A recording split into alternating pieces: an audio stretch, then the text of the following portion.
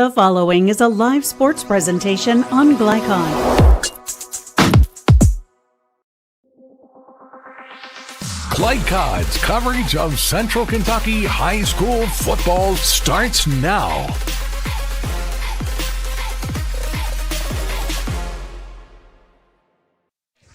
On a delightful Friday night, we welcome you to Lexington, Kentucky for the oldest high school football rivalry in Lexington between the Lafayette Generals and the Henry Clay Blue Devils. We welcome you inside. A beautiful night for football alongside KJ Jones. Hi everyone, I'm John Baldridge, and KJ, a very good matchup tonight. Two teams trying to find a little groove. Henry Clay picked up their first win this year 2 weeks back. Had a bye last week. They're 1-5. Lafayette comes off a bye as well. They're 3-3, won 2 of their last 3. It's a fun matchup, and excited to be here with you tonight to call it. It is, and again, I'm excited to call it with you as well. And again, you said the oldest rivalry here in Lexington, so rivalry games are always the best. My experience playing in them, you never know which way it'll swing. The favorite to win is not always going to win just because there's so much emotion in the game. So I think we're definitely going to have a good one here tonight. We'll start with Lafayette. They won 2 of their last 3, come off that win 38-0 over East Jasmine 2 weeks back. Trying to build some confidence under their quarterback, Gio Kondo, a dual threat guy. And it's really hard to stop a dual threat guy. He's really moved around the pocket well this year and has a lot of targets open. Trying to get him going tonight. Yeah, and as you said, it's just real hard to guard because when there's nothing open downfield, you have to guard for the extra man when he's a runner, and that can just put a lot of pressure on the defense. So when you have a guy that can move around and facilitate like that, it makes it really hard, and it really helps the offense. It gives them an extra advantage on the defense. Meanwhile, for Henry Clay, under their first-year head coach, Philip Hawkins, who takes over here for the Blue Devils, they turned the ball over 12 times this year, only took it away 5 times. I think that turnover battle for them will be a big story here this evening. It definitely will. It's definitely hard to win a game when you're averaging 2 turnovers a game, so that'll be something they have to clean up. You can never win when you're helping the other team out, so as long as they can get that taken care of, I think they have a good shot to win. Again, you said coming off their first win 2 weeks ago and then having the bye, I think they have some momentum. They're able to clean up some things, and I think they're going to be prepared here tonight. They got their first win 2 weeks ago, trying to win here on homecoming night on this Friday. We have a lot to come on the pregame show. We'll catch up with both coaches. First, John Lawson. Next, we'll take a break on a beautiful night for football. Tonight's weather forecast presented by Suntime Pools and Spas. Good people to know. If you have a pool, it is 60, high 60s here this evening. Partly cloudy, will drop down in the 50s later tonight. But a good football matchup, people making their way in, and we have more to come in a moment on Glycon.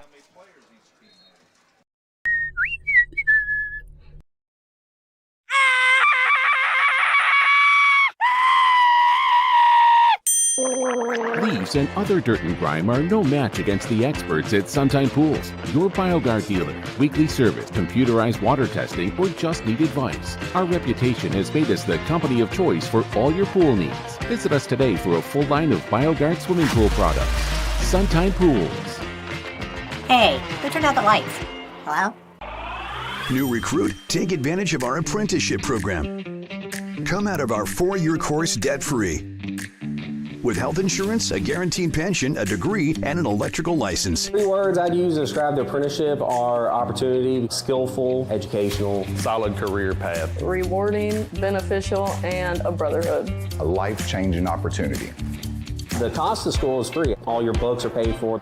You go to school once every 2 weeks. All the other stuff is on-the-job training. The teachers here are great. They're all very, very knowledgeable. They're preparing you for what you're already seeing in the field. If you're struggling with something in school, sometimes your fellow students can help you work through that. Everyone's willing to help each other. It's like a big family. I love being a part of a union, something bigger than myself. This field is so vast. You can find something that you really love to do because there is so much you can do with it. I went from a job to a life-changing career. Power up your potential with the IBEW. Home of excellent service, support, and satisfaction, Lexington Outdoor Power Equipment is your one-stop mower shop. Family owned since 1985, Lexington Outdoor offers top brands like Husqvarna, Toro, Grasshopper, and Echo. Plus, free pickup and delivery. Located just 2 miles west of Douglas High School, they're open weekdays and most Saturday mornings. For more info, stop in or visit their website at lexoutdoorpower.com. Lexington Outdoor Power Equipment, the right equipment for the right job. Listen up. In a world overwhelmed by noise, We live life on simpler terms. Our terms. No agendas, no drama. Our road, our rules. Let's ride. Can one college be all things to all people? Bluegrass Community and Technical College can. Learn more at bluegrass.kctcs.edu. This edition of Coach's Comments is brought to you by Bluegrass Community and Technical College. Get started by finding the program that works for you at bluegrass.kctcs.edu. Bluegrass Community and Technical College. College for your world.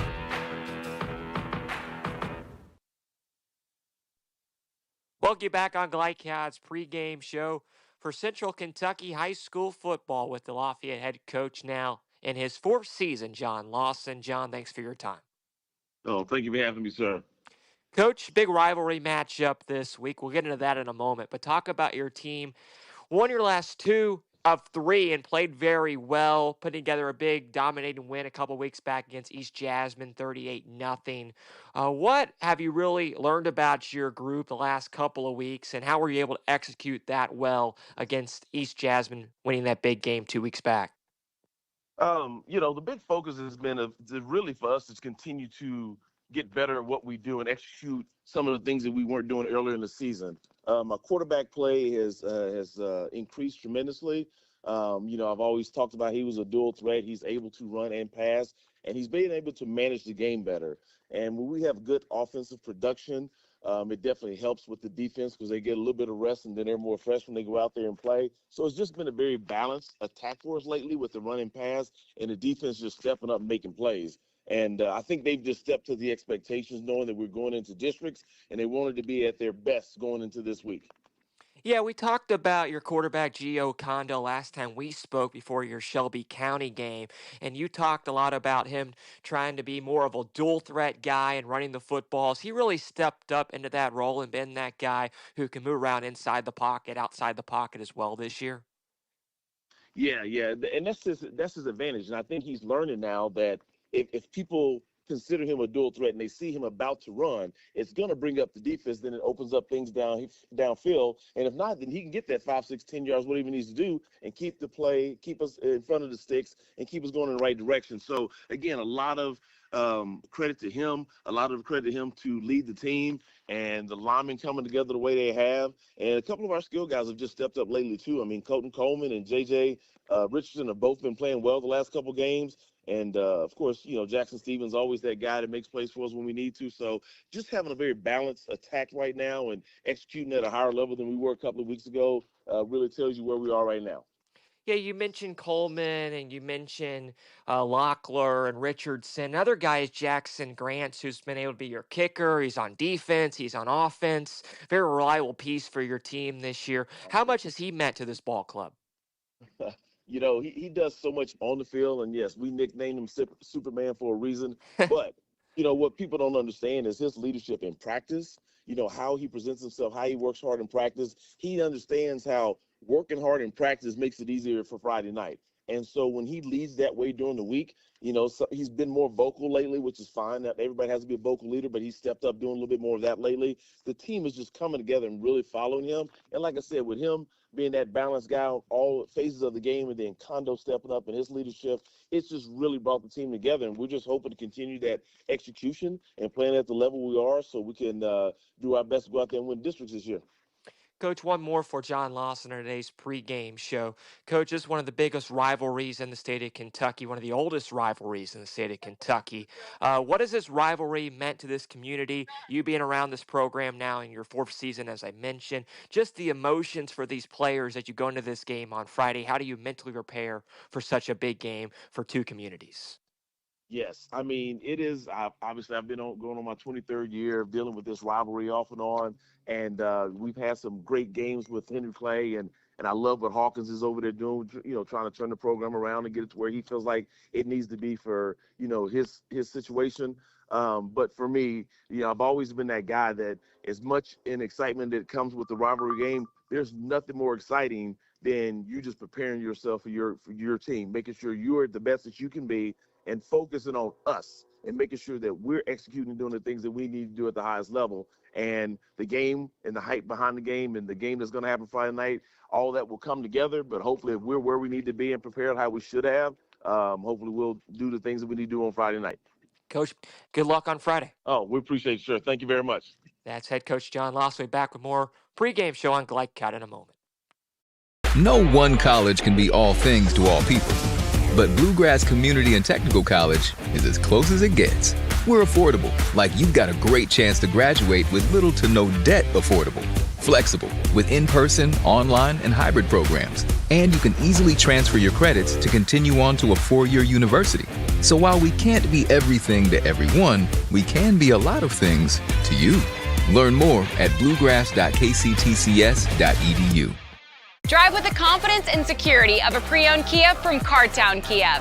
This incredible certification package is loaded with a 5-year, 60,000-mile bumper-to-bumper warranty, a 10-year, 100,000-mile powertrain warranty, 10 years of national roadside assistance, and 2 years of free maintenance. Choose from over 70 certified pre-owned Kias or over 1,000 vehicles of all makes and models. It's new car driving at used cars prices with certified pre-owned Kias from CartownKiaUSA.com. We all make choices about alcohol. Kids make choices whether to drink or not. Bye, Dad. Bye-bye. Remember, I'm going to Alex's party tonight and sleeping over. You have fun. Hey, remind me about that party again? And adults make choices whether to talk about it. That's true of parents and every other trusted adult in a kid's life. Kids want to know our expectations, and they want honest answers in everyday conversations. So talk with your kids and help lead them on a positive path. Because when you talk, they hear you.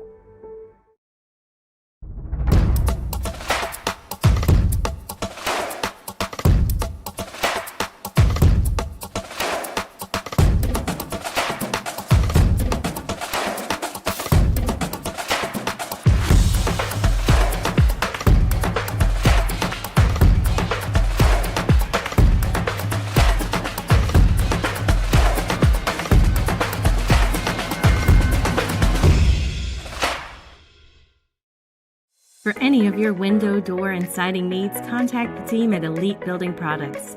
Their factory-certified, licensed, and insured contractors have been installing energy-efficient windows and doors for over 30 years.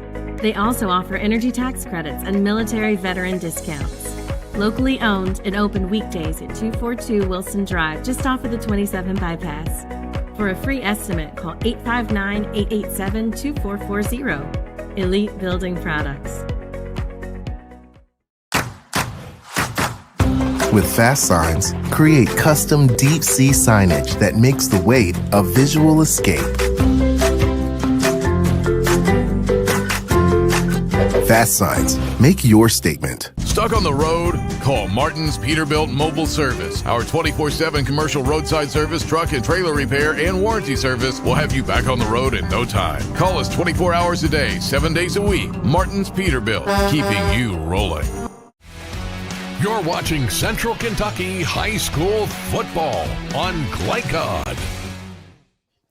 Welcome you back to Henry Clay High School for Friday Night Football. Central Kentucky High School Football here on Glycod as we look at tonight's keys of the game presented by Martin Peterbilt of Central Kentucky. They strive to keep your trucks moving with outstanding parts and availability and unmatched service. Martin's Peterbilt of Central Kentucky. We got a good matchup back with KJ Jones, John Baldridge, and KJ. We'll look at first for the keys for Lafayette. They come in 3-3. We talked about this rivalry matchup. Their coach, John Lawson, in his 4th year. What are they trying to do tonight to be able to get back over 500 and pick up a win here on the road?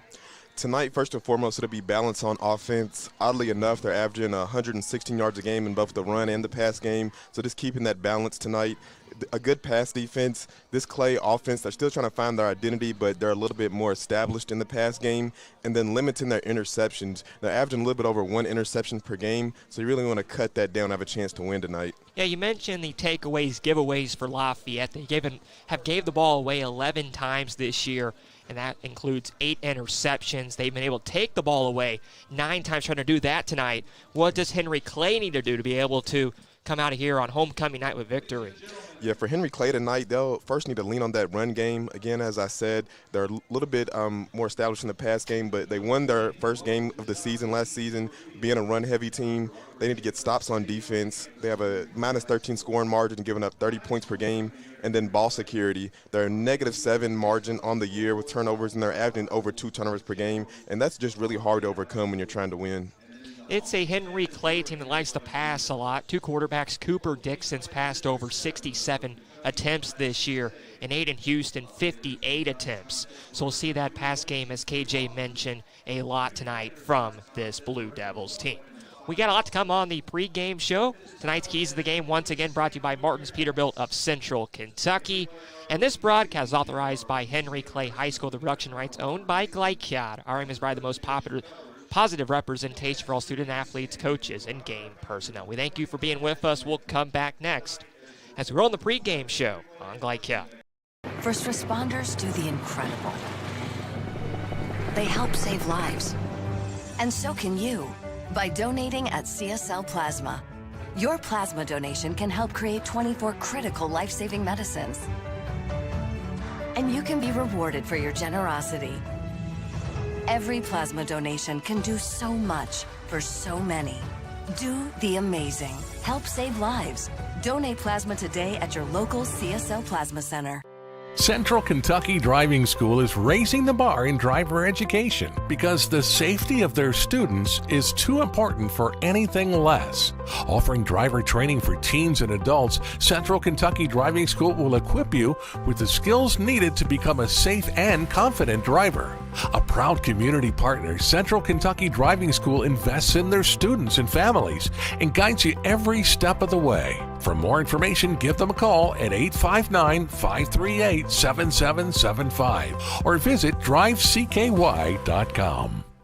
A new year means next level math, but even the best teachers can't always provide the personal attention each child needs. Mathnasium has a solution to help any student excel. Our caring, highly trained instructors use a range of teaching modes that ensure true foundational understanding. We're not about rote memorization. The Mathnasium method develops the critical thinking and problem-solving skills they need to succeed, with the option to learn face-to-face online at home or face-to-face at one of our 1,000 neighborhood learning centers. Mathnasium, we're changing lives through math. Proudly based in Jessamine County, R.J. Corman Railroad Group has been serving North America's railroad industry since 1973. Find out more by visiting rjcorman.com. For high-quality railroad service, it's R.J. Corman. New recruit, take advantage of our apprenticeship program. Come out of our 4-year course debt-free. With health insurance, a guaranteed pension, a degree, and an electrical license. 3 words I'd use to describe the apprenticeship are opportunity, skillful, educational, solid career path, rewarding, beneficial, and a brotherhood. A life-changing opportunity. The cost of school is free. All your books are paid for. You go to school once every 2 weeks. All the other stuff is on-the-job training. The teachers here are great. They're all very, very knowledgeable. They're preparing you for what you're already seeing in the field. If you're struggling with something in school, sometimes your fellow students can help you work through that. Everyone's willing to help each other. It's like a big family. I love being a part of a union, something bigger than myself. This field is so vast. You can find something that you really love to do because there is so much you can do. I went from a job to a life-changing career. Power up your potential with the IBEW. Looking for a partner that delivers big results with a small business touch? Meet Strat BPO, a joint venture combining 49 years of federal contracting experience with the agility of being woman-owned. We provide scalable business process outsourcing and contact center solutions with top-tier compliance and people-first service. We are 400-plus employees strong, ISO certified, and FSMA compliant. Now hiring in Clark County, bringing 400 new jobs and a bold commitment to community growth. Strat BPO, small business certified, large business proven. You're watching Central Kentucky High School football on Glycod. We'll get back on Glycad's pregame show, Central Kentucky High School football. I'm John Baldridge, catching up with the head coach now of Henry Clay in his first season, Philip Hawkins. Philip, thanks for your time. No, thank you. Excited to be here and talk with you. Coach, congratulations first off on your win a couple weeks back, coming off the bye last week. You get that win against North Bullitt. What really impressed you about that performance from your team as a whole? You know, I was just really surprised how physical they were and how well we ran the football and you know, you got to run the football to be able to do some other things. And we've got some talented kids that can catch the football, and it seems to make things a little easier getting the ball to Kyle Paris and Henry Morgan, and when your running game is going the way it needs to go. So we were really impressed with what they were doing, and you know, we look to try to repeat that performance if we can. Yeah, you mentioned Paris and also Morgan, who's been really good for you this year as targets out wide. What makes them so steady weapons in your system?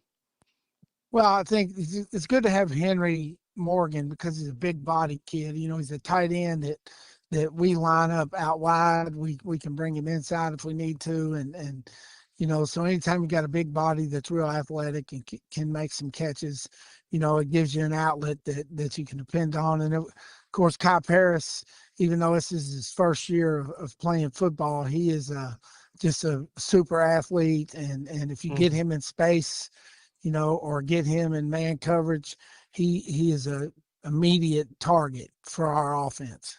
Now, you've been successful building programs like Bryan Station, Apollo over the years. You know, what are some of those early culture pieces you're trying to put together at Henry Clay? You know, I think the main goal here, you know, it's a wonderful group of kids, and they want to win and they want to be successful, but you got to teach, you know, got to teach these kids how to win. You know, all year we've been waiting for that first win to happen, just so we can let them know what it feels like, and they've sort of got to experience it to follow up on it, I believe. So, you know, it's been a good transition. It was a rough first 5 weeks for me, but each week we learned a little bit more, and I think that, you know, during the North Bullitt game, we looked like the team that we thought we should look like week one. So, you know, they've transitioned and they're totally bought in, and you know, this is probably more representative of what we are than we were the first 4 or 5 weeks. Couple more for the head coach, Philip Hawkins of this Henry Clay team. Coach, your defense played well a couple weeks back against North Bullitt as well. Link up 8 points, really stepped up big in that ball game, and were strong on their side of the ball. What has impressed you about your defensive attack this year? You know, we've had to make some moves. You know, we're growing and learning these kids every week, and we had to move some people around, and you know, our 2 inside linebackers played very well and took the inside run away, and so that's a bonus. And our D line has gotten more comfortable with what we do, which has allowed them to play a little faster and be a little more aggressive. And I think our coverage was much improved from weeks past. We'd had some breakdowns in the secondary in some of those games, and the kids, you know, have finally figured out exactly what we need to do to be successful. I was very happy with the defense Friday night. It makes their job a lot easier, though, when the offense is scoring points. One more for you, Coach. You've coached a lot of big rivalry games over the years. What does this Lafayette Henry Clay rivalry matchup? You know, what have you learned about this from your community, from your players? How much does this mean to everybody? Well, as you can imagine, I'm learning a whole new set of rivalry games, and I do know that this Henry Clay Lafayette game is important to the community.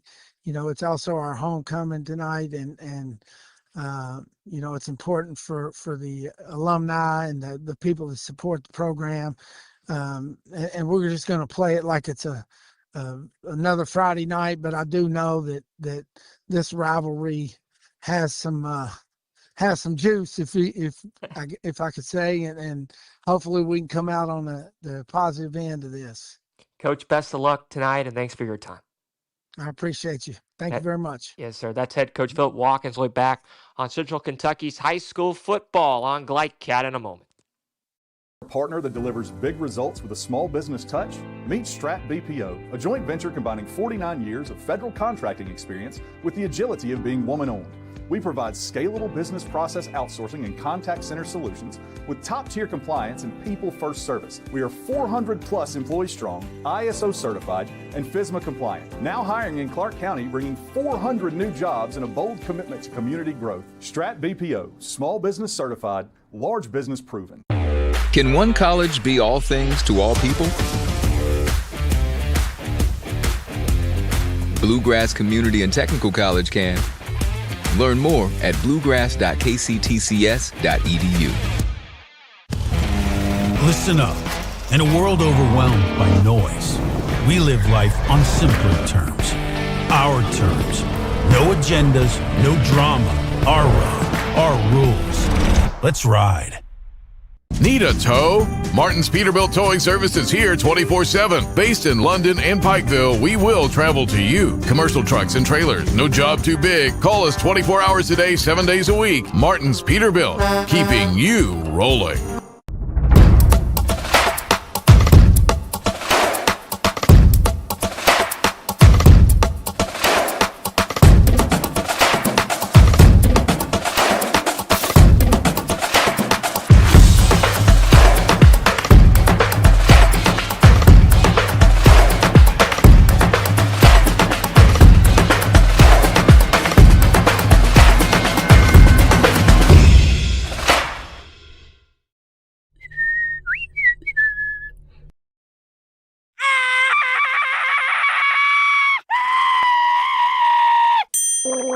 Leaves and other dirt and grime are no match against the experts at Suntime Pools, your BioGuard dealer. Weekly service, computerized water testing, or just need advice. Our reputation has made us the company of choice for all your pool needs. Visit us today for a full line of BioGuard swimming pool products.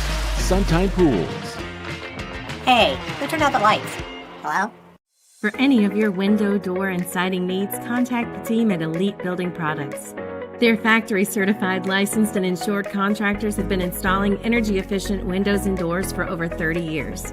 They also offer energy tax credits and military veteran discounts. Locally owned and open weekdays at 242 Wilson Drive, just off of the 27 bypass. For a free estimate, call 859-887-2440. Elite Building Products. You're watching Central Kentucky High School football on Glycod. Homecoming night at Henry Clay as we get set for football. A big rivalry between Lafayette and the Blue Devils of Henry Clay. Back with KJ Jones, I'm John Baldridge. And KJ, you played in a lot of big rivalry matchups over the years as we look at tonight's game plan presented by Elite Building Products in Nicholsville. The right decision for your home. We talk about that game plan and the story in this ball game is that rivalry matchup. You played back for Male, and you played in a lot of big rivalry games. How do you mentally prepare and get ready for a game like this right before kickoff? You just have to be locked in, just doing what the game plan says, and I think everything will be good. It's a lot of emotions, but like I said, just stand with the game plan, and I think you'll be good. The oldest rivalry in Kentucky will come back here in Lexington for it in a moment. We'll take a break, back in a moment. Central Kentucky High School football on Glycod. To hear what's on your mind. Take this time to talk and get it right. You know I'll be there all your life. When you need me, I'll be by your side. Little everyday conversations about the dangers of underage drinking can make a big difference in a child's life. Talk, they hear you. Looking for a partner that delivers big results with a small business touch? Meet Strat BPO, a joint venture combining 49 years of federal contracting experience with the agility of being woman-owned. We provide scalable business process outsourcing and contact center solutions with top-tier compliance and people-first service. We are 400 plus employees strong, ISO certified, and FSMA compliant. Now hiring in Clark County, bringing 400 new jobs and a bold commitment to community growth. Strat BPO, small business certified, large business proven. From Glycod, it's Central Kentucky High School football. Tonight's game is brought to you by Bluegrass Community and Technical College. College for your world. Manowar Harley-Davidson. 100% Kentucky owned and operated. IBEW Local 369. Power up your potential. New Vista. We see the good ahead. Martin's Peterbilt. Keeping you rolling. Elite Building Products in Nicholasville, where you'll find top quality products for your home. Lexington Outdoor Power Equipment. The right equipment for the right job. Suntime Pools and Spas. Good people to know if you have a pool. And by Fast Signs. Now to the field for all the action from Glycod on Central Kentucky High School football.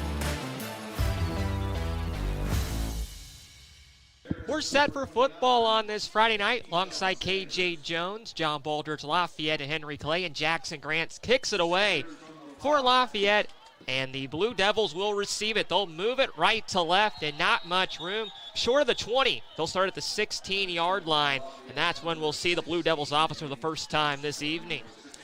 Yeah, and Kayshawn Saunders bringing it out for him, getting him to about the 16-yard line, so not the best starting field position, but let's see what these Blue Devils are going to open up with tonight. Henry Clay's used 3 different quarterbacks this year: Cooper Dixon, Liam Mars, and Aiden Houston. Houston's thrown 58 passes, Dickerson 67. We'll see Houston take the snaps here on first down. What do you expect to see here early on, KJ? Expect them to start off with the run, just get the run started, because that opens up the pass game, and just getting comfortable within the offense. Philip Hawkins talked about getting that run game going early, the first-year head coach for this Blue Devils team, on his pregame interview before the ball game today. An early penalty here on Lafayette. And I like them going with a hard count on first down. Go ahead and get it to a 1st and 5, so you're already getting some momentum going to help move the chains on this first opening drive here. So up to the 21-yard line, and 1st and 5 upcoming for the Blue Devils. Crowd making their way in. They're going to hand on first down, and up the middle, pushing ahead, able to pick up the sticks, is the Blue Devils. Yeah, it looked like Safal Gurung, who is really their workhorse back there in the backfield, and he's really a strong runner, so I expect him to get a lot of carries tonight and get this offense propelling. The 5'7 junior, his 71st carry on the year. 9 yards away from 300 on the season, picked up 4 there, so it's 2nd and 1. And they're going to hand again to him, and able to move forward and pick up the sticks up to the 29, and that's a first down. And that time it's Zach Holine getting the ball, and you see they have a lot of threats that can run this ball, and once you get that run established, it really opens up the playbook. So I really like them here. You see him get the free 5 yards, get it to a 1st and 5 short, and then 2 runs to pick up the first down and keep the chains moving. So a 1st down and 10 at the 29-yard line. And again, I expect to see a heavy dose of the run game here tonight, because that was their recipe for their first one of the season 2 weeks ago. From the shotgun on 1st down, they'll send a man in motion. They're going to hand up the middle again, pushing forward past the 30 up to the 32-yard line. And I believe that is Gurung again. Yeah, that was Gurung again on the carry right there. And again, that's their workhorse back there, so I expect him to get a lot of carries here tonight. Talk about the big tight end, a couple targets out wide. Henry Morgan, 11 catches on the year for 3 touchdowns, 139. Also, you got to talk about the speedy Paris, as they're going to throw this time out to Morgan, and he's close to the sticks, close to the 39. They're giving it up to the 40, and that will move the chains for a 1st down for the Blue Devils. And yeah, you were just talking about Morgan and the tight end. That's really the quarterback safety net. So it's really a big target with a wide catch radius. So I expect him to get some good targets here tonight too. And you see as that run game, as they get that going, it opens up the pass game. And you've seen Henry down there open in the flat. Morgan 1 catch 2 weeks ago in the first win for Henry Clay, coming off the bye last week. They're going to go on the ground this time and push out left side, able to keep his legs moving is Holine, and picks up about 5 or 6 up to the 46-yard line for a gain of 6 on 1st down. Yeah, and that time you see him able to get to the outside right there and again, I really love how they're sticking with this run. We've seen 4 runs so far and only 1 pass, and they're moving the ball pretty good here. Really wearing out the defense as well, a Lafayette defense that has been on the field a lot this year. Coming 3-3, this Henry Clay team 1-5, both teams coming in off wins. This Lafayette team has won 2 of their last 3. They're off a bye as well last week, as it's 1st, 2nd, and 4 upcoming. And this time they're going to throw. Plenty of time. Looking deep is Houston, and overshoots his receiver. Looking for Paris around the 15-yard line. Yeah, looking for Kai Paris, but just a little bit too far out in front of him, and really good defense right there from the Generals. Tight man-on-man coverage there. Yeah, excellent coverage, right in phase with them, not giving the receiver anything, and it can't tell who that DB was. Looks like number 8, Zion Harmon.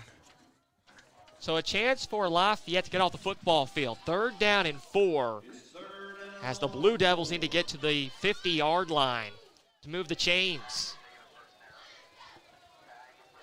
And they'll go from the gun again.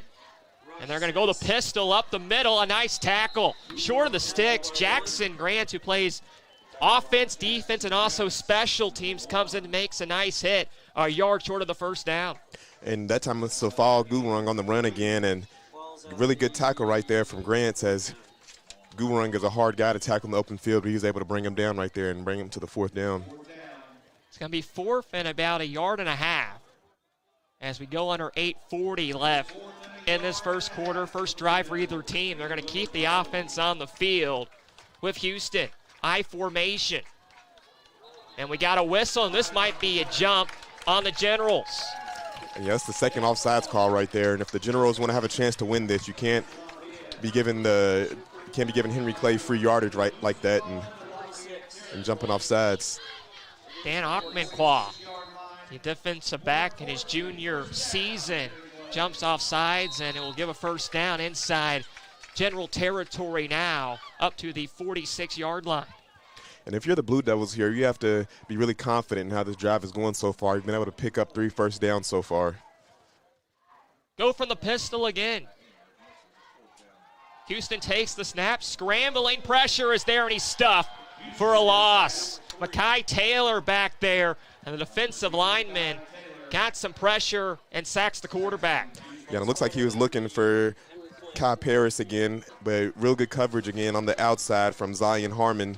And again, as you said, Makai Taylor doing a good job keeping that contained. As you see, Aiden Houston looking to get to the outside, but again, good job containing right there.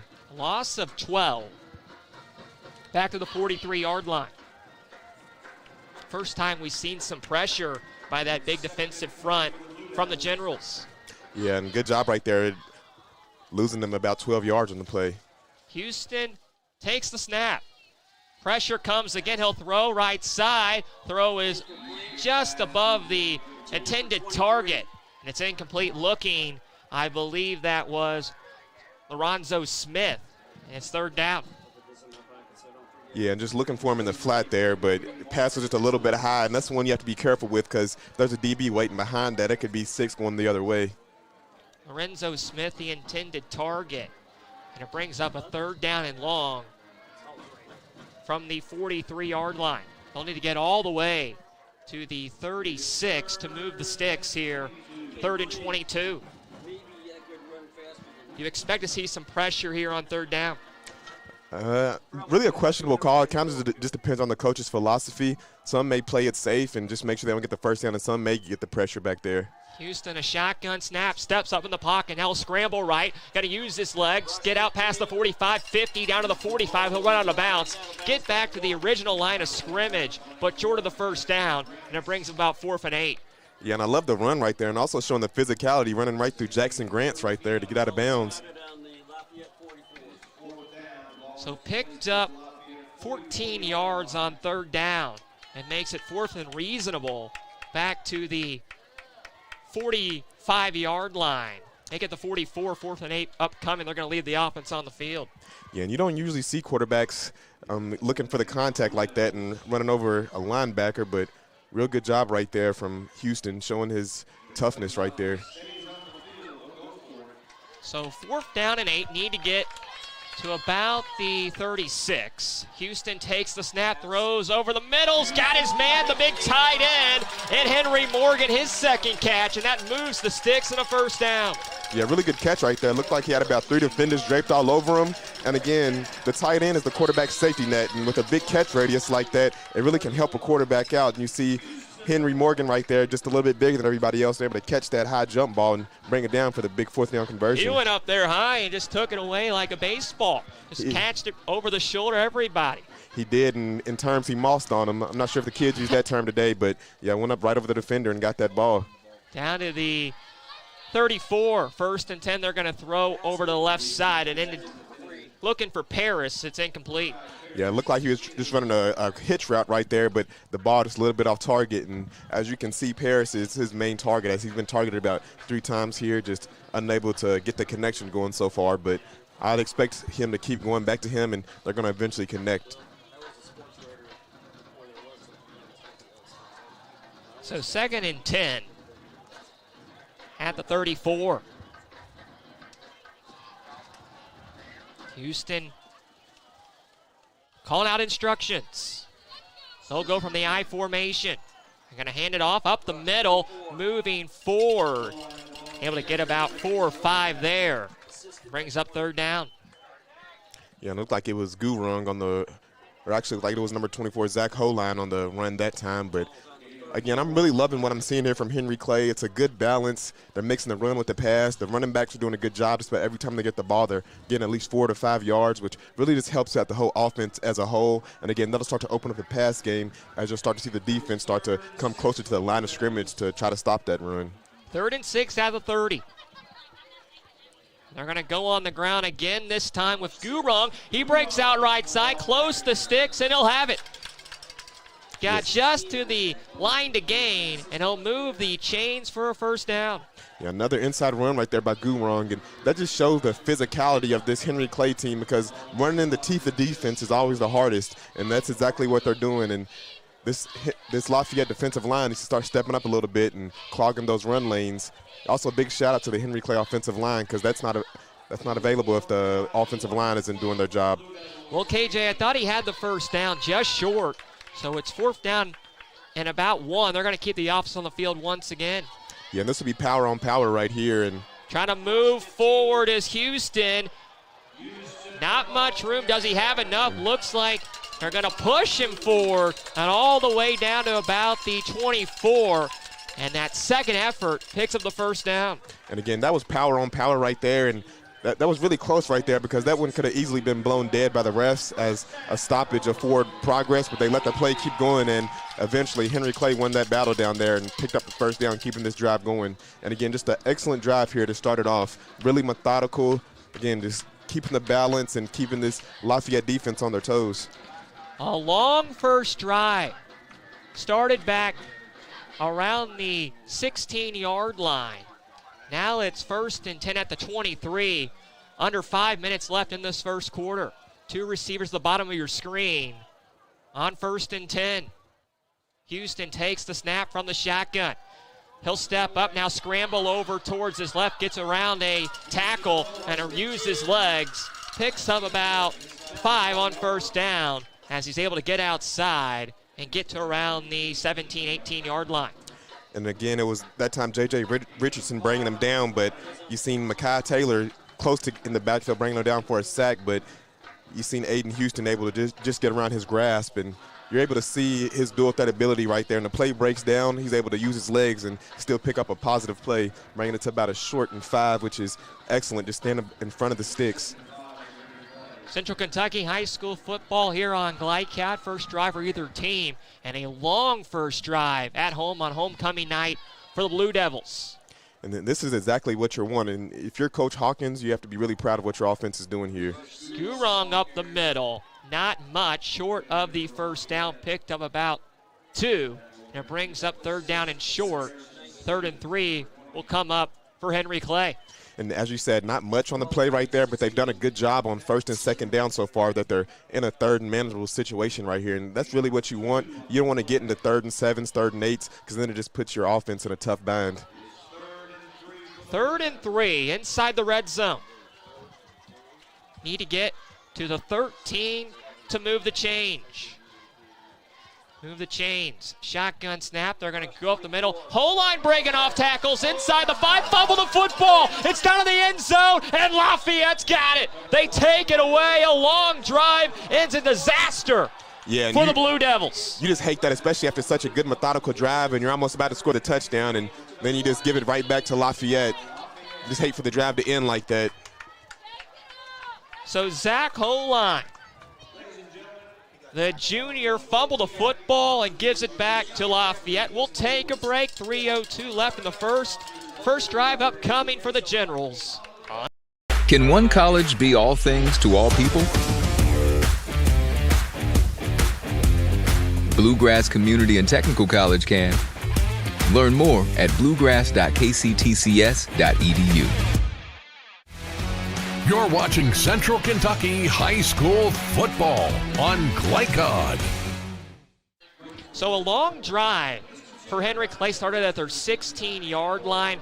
Looked like they were going to work their way into the end zone, and Zach Holine, the junior, fumbled it, and the junior running back, defensive back, J.J. Richardson, stripped it out and gives the ball back to the Generals for their first drive, upcoming with K.J. Jones, John Baldridge on Glycod. First drive for Gio Kondo, and he'll go up the ground and try to break off tackles, picks up about 8. Slashing outside went Harrison Stevens on first down. Yeah, real good run right there. Able to get through the middle and then bounce it to the outside and pick up a good first down run. Good job by Harrison Stevens right there. And if you're this Henry Clay defense, you have to bounce back and try to get this ball back for your offense. John Lawson, the fourth-year head coach, talked about J.J. Richardson being a big impact player this week for Lafayette. Made a big play right there as they're going to go empty here. 5 receivers on 2nd and 2. Kondo takes a snap, screen pass, and it's deflected away. Read well by the defensive attack by Henry Clay, and it brings up 3rd down. Yeah, and they were right there on that one, just nowhere for Gio to go right there, and defense doing a good job knocking that one down and bringing up a 3rd and very short here. Kondo entering play tonight, 74 for 146, a 51 completion rate. Has tossed for over 1,000 yards this year, 12 touchdowns, 8 interceptions. The 5'10", 155-pound quarterback faces a 3rd and 2. So we got a whistle and I believe a flag down. So we'll check with the umpire and Larry Corey. This can be a 5-yard penalty and push it back here. And again, I want to touch on what you said about J.J. Richardson knocking out that ball, and that just shows the good coaching. You see, it looks like Henry Clay's about to score, and he has the smarts to knock that ball away, and a good job from Zion Harmon picking up the fumble. So I think Corey's trying to find out where they're going to spot this football with this umpiring crew. Both teams trying to figure it out as well. They're going to push it back, so we'll reduce 2nd down. 2nd and 7 at the 23. Kondo's going to hand Richardson, going to run out left side, and he's wrapped up well, short of the short of the lines of the sticks, and it brings up 3rd down. Yeah, it looks like he was just trying to get to the outside right there, but just unable to get any room going. So didn't get back to the line of scrimmage. It's 3rd down and long. So a chance to have our 3 and out and get off the field here early on for the Blue Devils. 3rd and 7. Need to get to the 30 to move the sticks. Kondo from the shotgun, empty backfield. He'll keep it with his legs, now scrambling over towards his left, going to run with it, trying to break off tackles, is short of the line to gain. Gets out to about the 27, gain of 4, brings up 4th down. Yeah, and we're seeing Kondo with his ability to get out and move around also, but just able to pick up that 1st down. They're going to go quickly with the offense on the field. Expect to see a lot of this tonight from a team that doesn't punt a whole lot in Lafayette. And Kondo going to look over to the sideline. Expected surprise about this early on?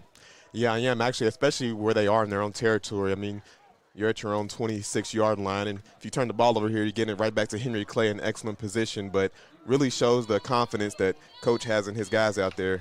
So Kondo running back next to his hip, and Richardson 4 receivers. They're going to go on the ground. Richardson up the middle, breaking off tackles past the 45, close to midfield, and gets out of the 50 and picks up the first down.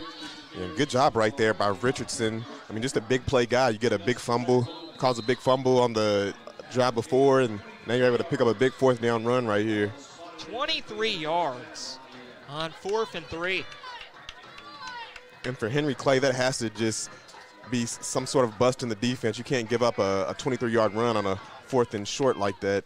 They're going to go quickly once again. Kondo from the shotgun. Snaps his hands, and he'll give it to Richardson. He breaks off tackles, got a hole past the 40, has the first down all the way to the 32-yard line, and picks up 18 on first down. And again, busting right through the middle of the defense right there. And those are plays you just can't have. You got to have some better tackling right there from Henry Clay. And I think that's what Coach Hawkins was going to talk to his guys about right here. So they'll use a timeout as Henry Clay going to use their first with 53 seconds left in the first quarter. We'll break. Scoreless ball game on Glycat. Listen up.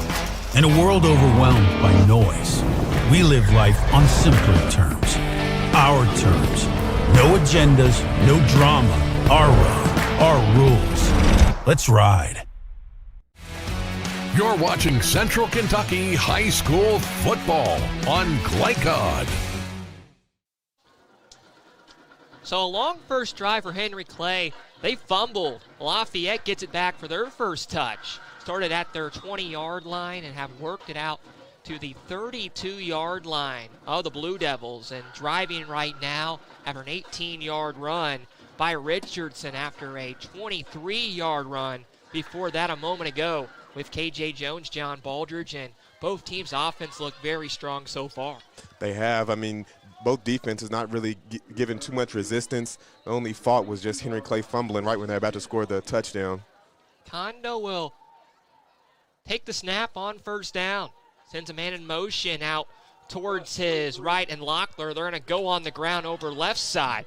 Able to run off a tackle, but not much there, as the ball carrier was Tyree Richardson. Picks up 2 on first down. Yeah, and a good tackle right there by number 8, Isaiah King, coming up and putting a good hit on him. Under 30 seconds left in this first quarter. Scoreless ball game if you're just joining us. We thank you for being with us wherever you may be. 2nd down and 7 after a 3-yard run. And both teams working out of the shotgun here early on. Once again, he'll go from the gun. As Kondo going to take the snap. Screen pass out right side, and it's dropped. Looking that way. Believe that was for Richardson again. Brings up 3rd down. Yeah, and he led him just a little bit too far. When you have a defender coming down like that, you can't set your guy up. Good job by Patrick Baya coming down and laying the big hit, knocking that one away. 5 seconds left in the quarter.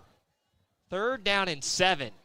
Need to get to the 22 to move the chains.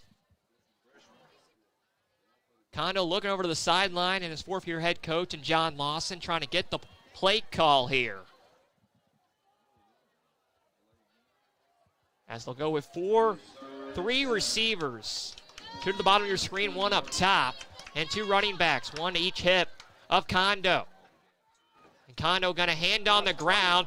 There's some running room left side, and tripped up close to the line to gain. The ball carrier was Harrison Stevens, picked him about 5, needed 7, and that's the final play of the quarter. So we'll bring up a 4th and short, and we'll see that when we come back on Glycad. Both teams with the ball so far, but no points. First drive for Lafayette inside the Blue Devils territory. We'll come back with more as we head to the 2nd on Glycad. A partner that delivers big results with a small business touch? Meet Strat BPO, a joint venture combining 49 years of federal contracting experience with the agility of being woman-owned. We provide scalable business process outsourcing and contact center solutions with top-tier compliance and people-first service. We are 400-plus employees strong, ISO certified, and FSMA compliant. Now hiring in Clark County, bringing 400 new jobs and a bold commitment to community growth. Strat BPO, small business certified, large business proven. You're watching Central Kentucky High School football on Glycod. Welcome you back on Glycad. We head to the second quarter with KJ Jones, John Baldridge. Both teams with one possession so far. Henry Clay fumbled inside Lafayette territory. Lafayette's moved the football down to the 24 now and brings up 4th and 3. A very good first 12 minutes we've seen so far. Yeah, we have, and if you're a football fan, this is what you like. You like the action in the game.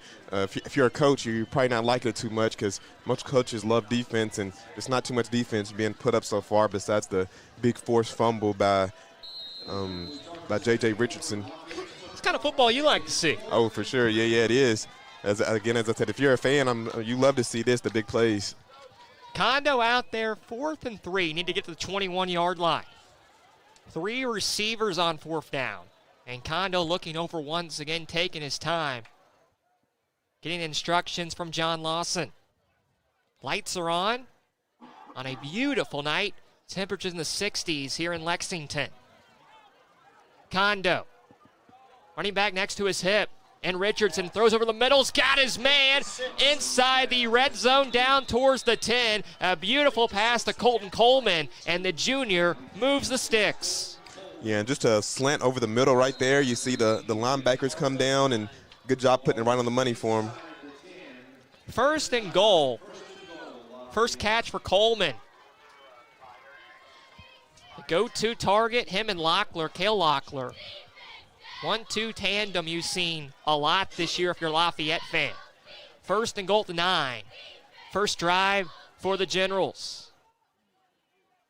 Kondo, shotgun snap and a whistle down and a flag. We'll check the yellow marker for the first down. This will be a offsides here on the defense. We saw that from Lafayette on the first drive for the Blue Devils. An offside here makes it 1st and 5. Yeah, really just discipline penalties here so far on both defenses. We've seen Lafayette with 2 of them, and now 1 here for Henry Clay. And we're starting to see this Lafayette offense start knocking on the door of a touchdown here. Richardson next to the running back, next to the quarterback in Kondo. He'll throw over the middle's got his man wide open, and a touchdown for Jackson Grants. And it had to be just a coverage bust for the Henry Clay defense right there. But J.J. Richardson, man, he does it all. We've seen him with a forced fumble. We've seen him with some big runs, and finally topping it off with a big touchdown catch right here. Grants' 5th touchdown on the year. Guys plays offense, defense, is also the kicker on this team. Makes it 6-0 with 11:13 left here in the second quarter. And I don't think you could ask a guy to do much more for the team. Running back, receiver, kicker, defensive back, just a jack of all trades out there. His coach talked very highly of him earlier this week when I spoke to him for this ball game.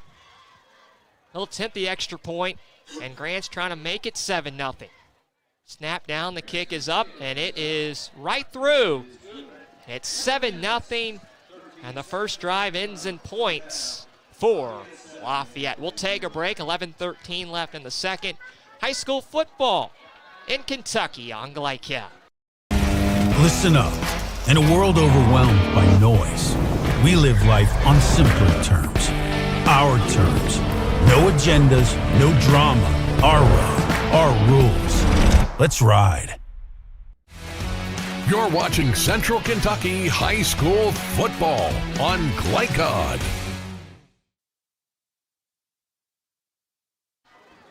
Welcome you back on Glycad. KJ Jones, I'm John Baldridge. 7-0 Lafayette. We're just talking during the timeout there. 3 4th downs on that drive, and Gio Kondo, the junior quarterback, ends in points and a very successful first drive for the Generals. Yeah, for sure. Really drove it all the way. I think they got the ball at about the 20-yard line and just marched the ball right down the field. Again, they had good balance on offense as well and put together a good methodical drive and able to cap it off and get the touchdown and get the lead here on the road. Kondo's 13th touchdown pass this year. Brought in by Grants, his 5th touchdown reception on the season. Grants will kick it away, and it hops out around the 15-yard line and taken back by the Blue Devils. They'll get the middle past the 25 up to the 30, trying to break off tackles. Bake right side, stand on his feet, and then wrapped up.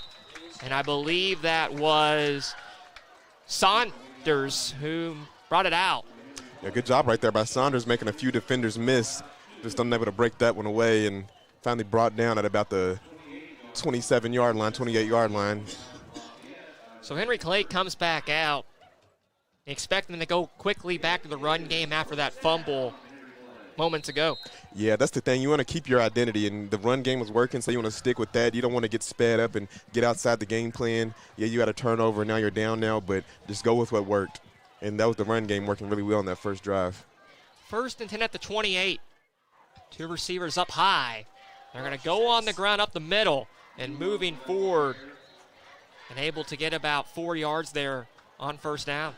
Yeah, Safal Gurung again, and again, we've seen him with a lot of carries on the first drive and expect the same recipe here on the second drive. Just keep feeding him, keep getting positive yardage on every play, and I think that they'll be good here.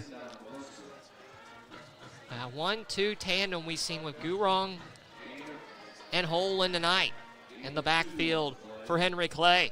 4 yards on 1st down and 10. And it's 2nd down upcoming. They're going to go on the ground again. I believe it's Holine this time, and he's wrapped up and thrown for a loss. And I think the Generals changed the game plan a little bit here. Coach Lawson doing a good job getting his team to defend that run. And, again, the runs haven't broke for as much here on this drive right here, and you see the defensive line really stepping up. Michael Miles, big junior defensive lineman in there for a loss. It brings up 3rd down and 9, back to the 29-yard line. And these are the situations I was talking about on the first drive that you want to stay out of. You want to be out of the 3rd and 8 situations because these are most likely must-pass situations, and that makes it a lot easier on the defense to defend it. 3 receivers need to get to the 37. Pressure comes. Stepping up is Houston, trying to break off tackles, and the pressure comes, and he'll be sacked. Nowhere to go and stuffed, and it's 4th down. And a good pass rush right there, and that's why you want to stay out of these 3rd and long situations. It's a privilege to rush the quarterback. You have to win 1st and 2nd down to be able to rush the quarterback. And as you see, Lafayette bringing some pressure right there because they knew they had to pass to get the 1st down and able to get back there and get the sack. So a much better defensive stop there on the 2nd drive for Henry Clay as the Lafayette defense got to the football field. And that has to be, all the credit has to be given to the defensive line on that play, on that drive right there. They came up with the sack, and they were able to stop the running backs for short yardage on 1st and 2nd down. A wobbly punt barely gets off, and this will land inside Henry Clay territory. Down at the 40-yard line, and a bad punt in great field position for Lafayette on their 2nd drive. And it's amazing how one turnover can completely change the script of the game. You've seen Henry Clay just about ready to score a touchdown, take the lead. They fumble the ball. Lafayette goes down and scores, and now Lafayette has the ball in Henry Clay territory on this drive, able to maybe go up 2 possessions here. Tonight's broadcast would not be possible without the support of our corporate partners. Please let us know how much you appreciate your commitment to watching all high school athletics. Just type in Glycad on YouTube, wherever you get Glycad all season long for all Kentucky high school athletics. 1st and 10 at the 43. Kondo throws over the middle's got his man. 2 receivers there, and it's incomplete. Threw it in a tight area, and not able to bring it in was Cale Locklear, the senior receiver. Yeah, and he had that seam route open in the middle of the defense, just unable to put it on him. But again, looks like some sort of coverage bust in that Henry Clay defense, so something they're going to have to step up and fix if they want a chance to win here tonight. Really lucky on that one right there that Locklear wasn't able to haul that one in. 2nd and 10 at the 43-yard line. 2nd drive for the Generals, up 7-0. 4 receivers on 2nd down. Kondo's going to throw out right side. It's got his man complete, and Richardson falls down at the 39 after a gain of 4 and brings up 3rd down and 6. And just simple pitch and catch right there with Richardson. Good job by Kondo putting the ball right on him right there and helping get some yards and bringing up a 3rd and manageable here. We've seen Kondo, the dual threat guy, really pass the football a lot tonight. We expect to see possibly, do you think you'll see some more run on their attack? I definitely do. As long as the passes work and then stay with it. But the run game always helps, and it's always good to be able to have an established run game.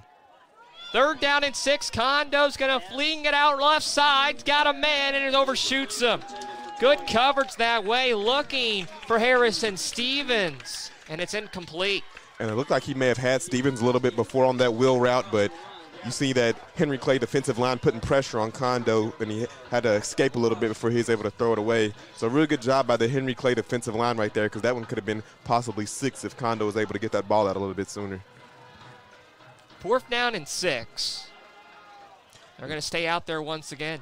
And yeah, in this spot, you're kind of in no man's land. You're too far for a field goal, but you're too close to, say, punt the ball away. And, I mean, if you don't get it right here, you're not hurting yourself too bad because you're still in the Henry Clay territory. Trips the bottom of your screen.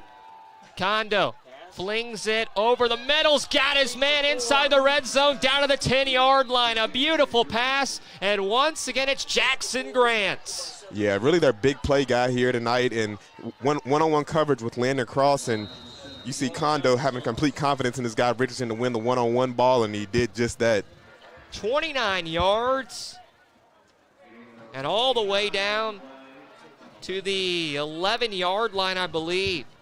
It seems like just about every time there's been a big play tonight, J.J. Richardson's name has been called. Again, he had the big forced fumble. He's had a big 4th down run. He scored the touchdown, and that time with a big 4th down catch going across the defense. They'll make it 1st and goal at the 10. 7:30 left here in the quarter. They're going to hand it off and push out left side, trying to break off tackles and spin it around and spinning off a couple guys all the way down past the 5 and down to the 1-yard line. A good run once again by Harrison Stevens. Yeah, and I thought Stevens was going to get in there at that time, but came up just short, and good tackle right there by Marcus Owens, bringing him down right before the touchdown. Didn't look like he had as much as he got. Able to break all the way down to the 1. It's 2nd and goal. And for Henry Clay, you really want to have a big defensive stop right here. Yeah, they have the ball inside the 5-yard line on the 1, but that defense needs to hold strong. You don't want to go down 14 points here on your homecoming. Condo up the middle, pushes forward, and they got the touchdown. Touchdown Lafayette, and they're up 13-0 here early. And going with that play that nobody can stop that tush push, and Condo getting right in. So 2 drives for the Generals and 2 touchdowns. Making it look easy offensively tonight. They are. Just this Henry Clay defense hasn't had any answers for the offense so far here.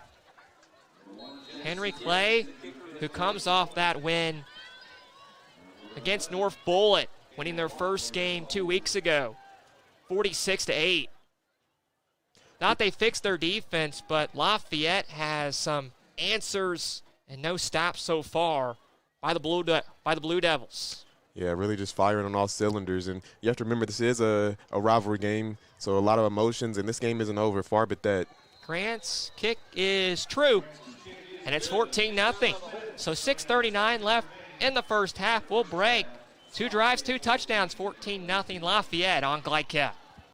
No one college can be all things to all people, but Bluegrass Community and Technical College is as close as it gets. We're affordable, like you've got a great chance to graduate with little to no debt affordable. Flexible, with in-person, online, and hybrid programs. And you can easily transfer your credits to continue on to a 4-year university. So while we can't be everything to everyone, we can be a lot of things to you. Learn more at bluegrass.kctcs.edu. You're watching Central Kentucky High School football on Glycod. With our great crew, Jackson Miller running the 1s and 2, our cameraman and Jacob Johns. KJ Jones, I'm John Baldridge, 14-0. With 6:39 left in the first half, and Lafayette 2 drives, 2 touchdowns. And Henry Clay will get it back at home. Homecoming night for the Blue Devils. Kicked away by Grants, taken back at the 10-yard line. Up the middle, pushing past the 30 out to the 31.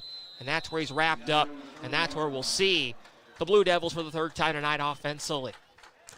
Yeah, and I want to see the Blue Devils continue. The run game wasn't working that well on the previous drive, but let's continue to stick with it. Maybe mix in a little bit of play action or just some deep shots in there. But I believe in this Henry Clay offense, and I think they're going to bounce back. So Aiden Houston back out. for his third drive. And this offense for Henry Clay, who went 3 and out after they fumbled in the Lafayette end zone, driving on their first drive of this ball game back in the first quarter. 1st and 10 at the 32. They're going to send a man in motion and going to run out right side, trying to spin off a tackle, and not much room right there for Marcus Owens. And it brings up 2nd down. And good job by Jackson Grants right there, still on that edge and picking them up and bringing them down. But and I like the creativity right there, going with the jet sweep right there. Didn't get too many yards, but still keeping the defense moving east and west, keeping them on their toes. Gotta really like the play you've seen so far from the defensive backs and safeties early on by this Lafayette bunch. Gain of 2 on 1st down, 2nd and 8.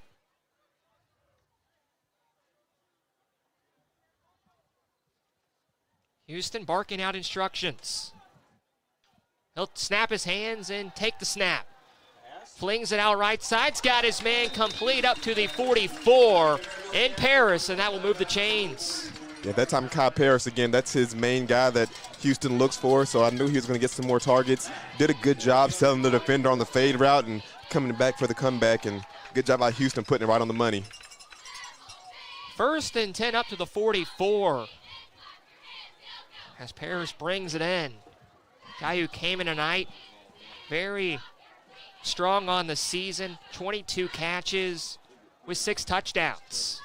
3 receivers on 1st and 10. They're going to go on the ground, up the middle, up past the 50, the 49. And a nice run. And that time Gurung right up the middle, and as you see, Henry Clay able to get 1 first down and get the momentum going. As long as you get that 1 first down, you're able to keep it going, and the offense can keep building off that. And as you see here, they got the first down, then got a good run on the next play, getting a good gain of 7 yards and bringing it to a short and 2nd and short. 2nd and 3 inside general territory at the 49. Go under 5 on the snap. They're going to hand this time up the middle. This time it's Holine. Zach Holine picks up the first down, picks up 4 to the 45 and moves the sticks. And yeah, Holine right there and doing a good job getting the ball to everybody. As you seen the pass right there to Kai Paris, and you see Gurung getting the ball, and then you see Holine. 14-0 Lafayette, 3rd drive for Henry Clay. Inside Lafayette territory at the 45 with 4:50 left in the 2nd quarter. Very methodically moving the ball down the field, and this is kind of the offense you expect to see from the Blue Devils. Yeah, really efficient here on this drive. They're going to go on the ground again. Gurung trying to break it out right side and wrapped up right around the line of scrimmage. Brings up 2nd down. And trying to run a stretch play into the boundary, just not too much room for Gurung to maneuver right there. And again, good pursuit by Lafayette and good job getting to the ball and bringing them down. Read well by the safety in Jackson Grants, who came up, pushed him out of bounds, and it's 2nd down and 10. Grants is all over the football field tonight. Yeah, he is. Touchdown, nice play on that last drive, and out there making a nice tackle. Yeah, a lot of guys making some big plays here tonight. 2nd timeout used by Henry Clay. As Philip Hawkins wants to take a break, we'll take a break as well. And 4:01 left in the 2nd, 14-0 Lafayette on Glycat. Listen up. In a world overwhelmed by noise, we live life on simpler terms. Our terms. No agendas, no drama. Our road, our rules. Let's ride. You're watching Central Kentucky High School football on Glycod. 14-0, 4:01 left in the 2nd. 3rd drive for Henry Clay. 2nd and 10 upcoming at the Lafayette 45. And KJ, this is a very big drive for Henry Clay, needing points, already down 2 possessions here early on. Yeah, because it's not very much time left in the half here, so if they're not able to score here and say Lafayette is able to score, then that'll put them down on a 21-point hole. And you also have to remember that Lafayette will get the 2nd half kickoff, so it is very important for the Blue Devils to score on this possession here, because either way they'll be in a hole, and it'll be a tough one to dig themselves out of here on this homecoming. 2nd down and 10. They ran the ball a lot on this drive. We'll see if they open up a little more at the 45. And this drive mimicking their first drive a lot and able to move the ball down the field. Let's just see if they can capitalize this time. They go under center this time. As Houston going to take the snap. Pressure comes and he's stuffed. Sacked in the backfield, back inside Henry Clay territory at the 47. And Harrison Stevens coming right off the edge and just leveling Houston on the play right there. And if you're the offensive line, you got to cover your quarterback's backside right there, because I like the play call. It was a little bit tricky, like they were going with the play action, trying to hit a deep shot, just no backside blocking. And again, Harrison Stevens coming up with a big sack right there, putting them in a very tough situation in 3rd and 17 here. A market at the 47, so a loss of 7. As Houston had nowhere to go. 3rd down and 17 now. Need to get to about the 35, 34 to move the chains. They'll have to open up again once again here. This time from the I formation. 2 receivers, the high part of your screen. They're going to throw over the middle. Got the tight end. And Morgan, his 3rd reception, back to around the 42. Gets about 10, make it about 13 yards, but short of the line to gain. And I love the strong hands right there from Morgan. And I also love the decision by Houston. Don't try to get it all on one play. You're in 4-down territory. Just try to take away at least half of it, maybe a little bit more, and give yourself a chance to get it on 4th down. They'll mark it around the 42, so makes it 4th and 9. We'll say the 44, so 4th and 9 with 2:54 left, and the timeout is burned here. This is a big play upcoming. A chance for Lafayette to get on the football field. A team that hasn't been stopped offensively tonight so far either. Yeah, and again, it'll be really tough if Henry Clay doesn't come up with this one and leaves over 2.5 minutes for for Lafayette to drive it down, which I think is plenty of time for them to get a score. And then again, Lafayette getting the ball back to start the second half could really put this Henry Clay team in a tough deficit. Stay with us for a halftime show. We'll go over tonight's score presented by Don Franklin Auto, as well as have the halftime summary and have plenty more on the halftime show after the final 2:54 in the second quarter. 4th and 9, the offense will stay on the field for the Blue Devils. Need to get to the 35 to move the sticks at the 44. Shotgun snap. Houston, it's got time. Scrambling out right side, throws over the middle, and it's incomplete. Try to feed a seam, thread a needle there. Tight coverage, 2 Lafayette players right there, and broken up. And guess who was on the big hit to knock it away? Again, J.J. Richardson. It looks like he's down a little bit after laying that hit, but again, right there on a big play. And he's been there on every big play that Lafayette's had tonight. The intended target, once again, was Henry Morgan, the big tight end, and upset with himself. Thought he should have brought that one in. And that will give it back to the Generals with 2:47 left. So an injured player in J.J. Richardson. So we'll break 14-0 on Glycott. No one college can be all things to all people, but Bluegrass Community and Technical College is as close as it gets.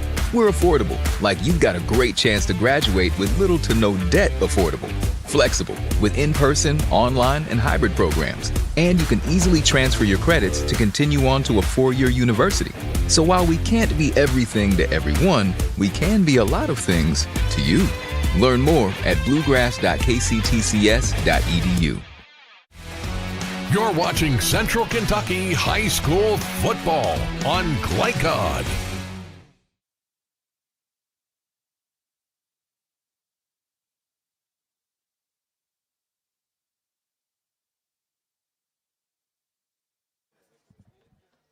Back here on Glycod, injured player down in J.J. Richardson. 2:47 left in the second quarter. Alongside K.J. Jones, I'm John Baldridge in a 14-0 ball game. Not trying to speculate on the injury, but Richardson, that big play early on, stripping the ball out on that first drive for Henry Clay.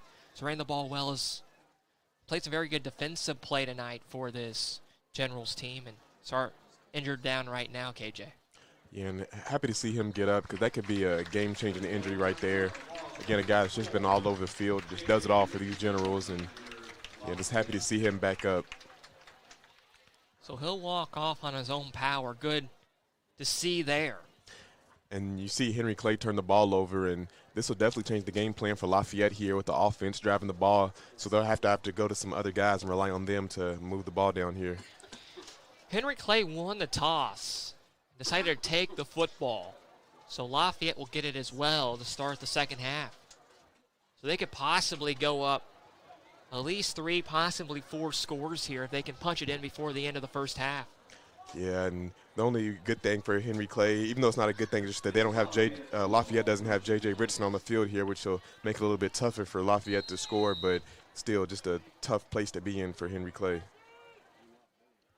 Kondo working from the shotgun, sends a man in motion out towards his right and a tight end. They're going to go on the ground, draw play out towards the left, trying to break off tackles as Richardson gets to the 50-yard line, out to the 49 of Henry Clay on first down. And just some poor tackling right there from Henry Clay. It's a play that should have been blown up just about in the backfield, but finally able to get brought down by looks like number 18, Vinny Kirk. Pick up a 7. It's 2nd and 3. And if you're Henry Clay, you have to be watching out for the deep shot at some point. As you see, they're playing press man coverage. Safeties are playing it pretty close too. And whistles down here. 3 receivers out wide. We got a whistle and a false start on the offense. And I think Henry Clay got really lucky right there because it looks like that Lafayette was looking for the deep shot on the play right there, but just got called blown dead. So that will push it back. And again, I'd like to see these Henry Clay safeties get a little bit more depth here because, again, they're susceptible for that deep shot here, playing press man coverage. Kondo's looked well inside the pocket, has plenty of time so far in this ball game tonight. 2nd and 8 back at the 46-yard line. If I'm Kondo, I'm looking outside to Jackson Grants, as you see, no help, safety up top. But this time they hand it off, draw play, and not much room. Wrapped up quickly was Tyree Richardson. And yeah, good play right there by Henry Clay. Looks like it was number 42 getting back there. Pacific Noodlewoyo. Nice play and brings up 3rd down and long. Again, really good by Henry Clay right there because you don't want to go into halftime with a 21-point deficit. So a big stop there, bringing up a 3rd and long here. They'll mark it at the 42-yard line. We'll say 3rd and 12. You see the empty set right here. Let's see what they decide to go to. Kondo flings it out right side, man-on-man coverage, and overshoots his receiver looking for Grants. Good coverage there by Isaiah King. Brings up 4th down. And it looks like it may have been a bit of miscommunication right there. I do see Jackson Grants going inside. And looks like Kondo threw the ball more toward the outside. We got a penalty marker down. We'll check the flag. This will be holding on the defense. Yeah, and you've seen Isaiah King get a little bit touchy right there, and once that ball's in the air, you can't touch the receiver anymore. So a tough one for Henry Clay. Would have brought up 4th down. It won't give him the 1st down, but makes it 3rd and very short here. A 10-yard penalty brings up 3rd down and 1 at the 46-yard line. Kondo's going to throw. Scrambling out right side, pressure comes and just has to fling it away. Incomplete. And possibly KJ, Lafayette's going to keep the offense on the field, go for it with the pass on 3rd. We'll see if they run it here on 4th down, but an incomplete pass right there. But it looks like intentional grounding, though, because it looks like Kondo didn't get the ball. There was no receiver in the area where Kondo threw it at, so he was outside the pocket, but the ball got across the line of scrimmage with a chance to be a receiver in the area. And real good job right there by Henry Clay getting the pressure on him. Good eye right there, because that will bring the punt unit out. Yeah, because as you were saying, I was thinking that they would go for it on 4th down, but with the penalty, knocks them back a little bit too far. So, again, good job right there by Henry Clay getting some pressure and getting this ball back to their offense with just a little bit of over a minute to go. So we'll get one more opportunity in this first half. Down 14-0. 4th down and 6. They'll punt it away inside their 35 of Grants. And a wobbly kick. Barely gets past the 50. And touchdown at the 44-yard line. Only went about 16 yards. And that will be perfect field position for one more drive with 1:02 left for Henry Clay in this first half. He really shanked that one, and if you're Henry Clay, you have to take advantage of this good field position you have. You have a minute and 2 seconds left to go. Just play some good, smart football. Don't turn the ball over, and at least get a field goal out of this drive here. Get some type of momentum going into halftime. Down 14-0. Their fourth drive. They got all the way into the red zone on their first drive back in the first quarter, fumbled the football in the end zone. 3-and-out on their last drive, as well as a 3-and-out earlier. And if you're Lafayette, you have to know the main guys that Houston's going to be looking for. One is Key Paris, and the other one is the big tight end, Henry Morgan. So those are two guys you need to key in on. Houston is going to throw it out right side for his running back, and not much room. Read well right there. Brings up 2nd down and long. And just throwing the swing route right there to Gurong, and I'm not sure if I really like the call right there, especially when you have to get down the field. Throwing a pass where you're losing some yardage right there just going to hurt you. Michael Miles came in and applied the tackle. A loss of 4 brings up 2nd and 14. A timeout used, the final one burned here by Henry Clay with 47 seconds left in the second quarter. Beautiful night. Homecoming night. KJ, you remember your homecoming night back at Mail back in the day?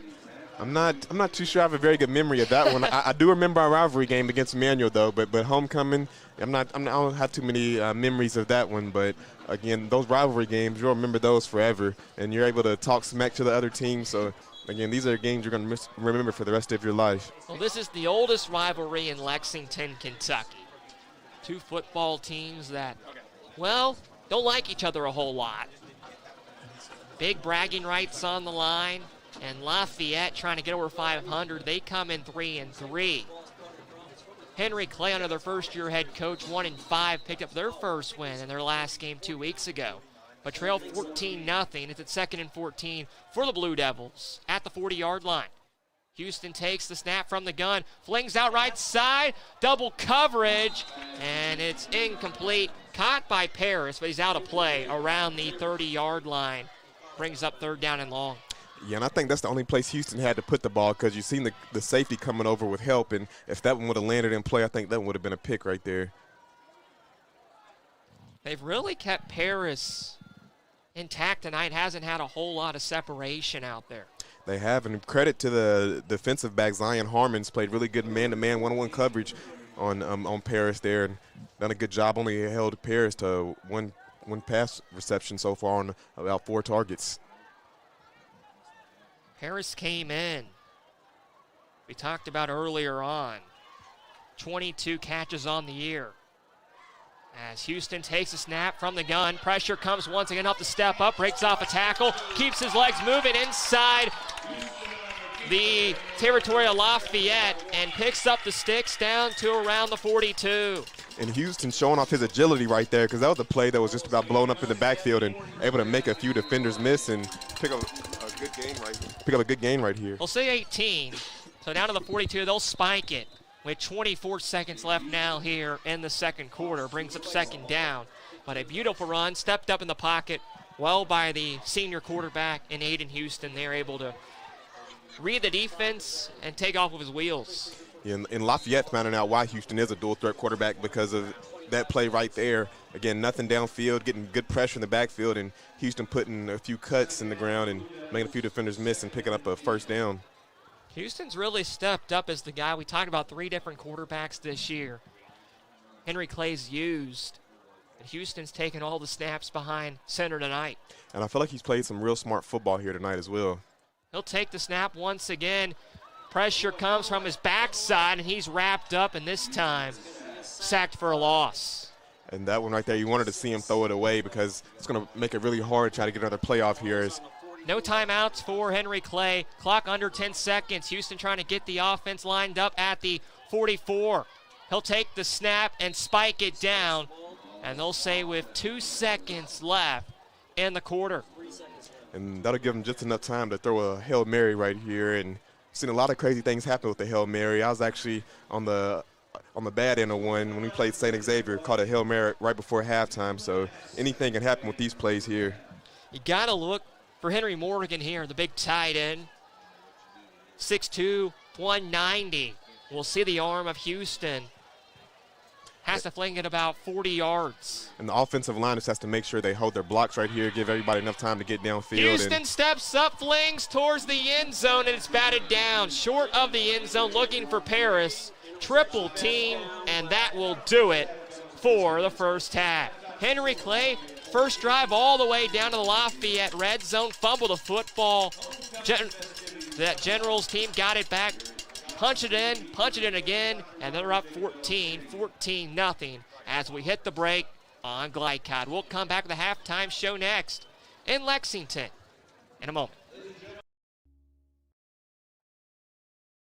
We all make choices about alcohol. Kids make choices whether to drink or not. Bye, Dad. Bye-bye.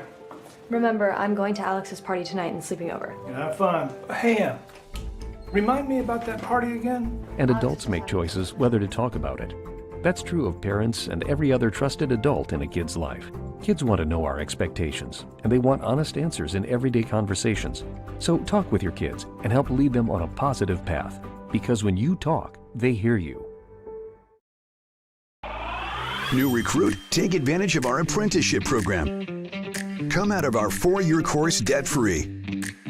With health insurance, a guaranteed pension, a degree, and an electrical license. 3 words I'd use to describe the apprenticeship are opportunity, skillful, educational, solid career path, Rewarding, beneficial, and a brotherhood. A life-changing opportunity. The cost of school is free. All your books are paid for. You go to school once every 2 weeks. All the other stuff is on-the-job training. The teachers here are great. They're all very, very knowledgeable. They're preparing you for what you're already seeing in the field. If you're struggling with something at school, sometimes your fellow students can help you work through that. Everyone's willing to help each other. It's like a big family. I love being a part of a union, something bigger than myself. This field is so vast. You can find something that you really love to do because there is so much you can do with it. I went from a job to a life-changing career. Power up your potential with the IBEW. Home of excellent service, support, and satisfaction, Lexington Outdoor Power Equipment is your one-stop mower shop. Family owned since 1985, Lexington Outdoor offers top brands like Husqvarna, Toro, Grasshopper, and Echo. Plus, free pickup and delivery. Located just 2 miles west of Douglas High School, they're open weekdays and most Saturday mornings. For more info, stop in or visit their website at lexoutdoorpower.com. Lexington Outdoor Power Equipment, the right equipment for the right job. Looking for a partner that delivers big results with a small business touch? Meet Strat BPO, a joint venture combining 49 years of federal contracting experience with the agility of being woman-owned. We provide scalable business process outsourcing and contact center solutions with top-tier compliance and people-first service. We are 400-plus employees strong, ISO certified, and FSMA compliant. Now hiring in Clark County, bringing 400 new jobs and a bold commitment to community growth. Strat BPO, small business certified, large business proven. With fast signs, see the visual possibility in your business. See it in lights and flags, on a van, in metal, on the floor, in color. With signs and graphics, you can say anything, do anything, be anything. So make your statement. With your masterful team of visual marketing experts, anything is possible. Fast signs, make your statement. Listen up. In a world overwhelmed by noise, we live life on simpler terms. Our terms. No agendas, no drama. Our road, our rules. Let's ride. Tonight's halftime report is brought to you by Man of War Harley-Davidson, your 100% Kentucky-owned and operated Harley-Davidson motorcycle dealership at 2073 Bryant Road in Lexington. Yeah. Welcome back on Glycad. 14-0 is our halftime score with KJ Jones. I'm John Baldridge. We thank you for being with us here at Henry Clay on this homecoming rivalry matchup weekend between the Generals and the Blue Devils. Tonight's scoreboard presented by Don Franklin Auto, driven by family. Busy docking around Glycad. You can check it out on Glycad.com. All our games this week and all football and basketball season long. And KJ, a very promising first drive by Henry Clay. Fumbled the football, since then 14 unanswered by Lafayette. And that really turned the tide of this football game. It did, because they had a chance to take the lead, and then they didn't take the lead, and then you see Lafayette drive down and score, and then it put them in a tough predicament, and the following drive they're unable to move the ball and get a first down. So that turnover really just changed the whole dynamic of the game. Yeah, it's been an exciting ball game so far, and the big story I think we haven't talked about a whole lot is Gio Kondo in this offense. That first drive, they punched it in, but had 3 4th downs, and they're not afraid to go out there and punch it right at your mouth and be able to go for it on 4 plays straight. For sure they're not. In a rivalry game, you have to take those chances there because, again, it's a lot of emotion and a lot of things can happen that don't normally happen in a regular game. So you have to take advantage of every chance that you get. And, again, you see them going for 3 4th downs on that opening drive, and it paid off, and they were able to get the touchdown. And, again, those are the risks that you have to take because if they're not able to convert those, they're not able to take the lead and say maybe Henry Clay's able to score on their following possession. What does Henry Clay here at home need to do to be able to fight back in this ball game? That's the thing. I mean, they've played really well so far, I think. Yeah. I would say just they only had that one turnover, but it was a really costly turnover. And, I mean, they've ran the ball really well. So I think just sticking with the game plan. Of course, don't turn the ball over. That really hurt them. But, again, just stick with the game plan. Continue to try to run the ball. And once you get that run going again, it'll open up the pass, and then they'll be able to do a little bit of play action. But just stick with the run game and keep trying to pound it down Lafayette. Again, tonight's score presented by Don Franklin Auto, driven by family. You can check lightcat.com for all our games and the scoreboard across the state of Kentucky on this Friday. Here in Lexington at Henry Clay, it's 14-0.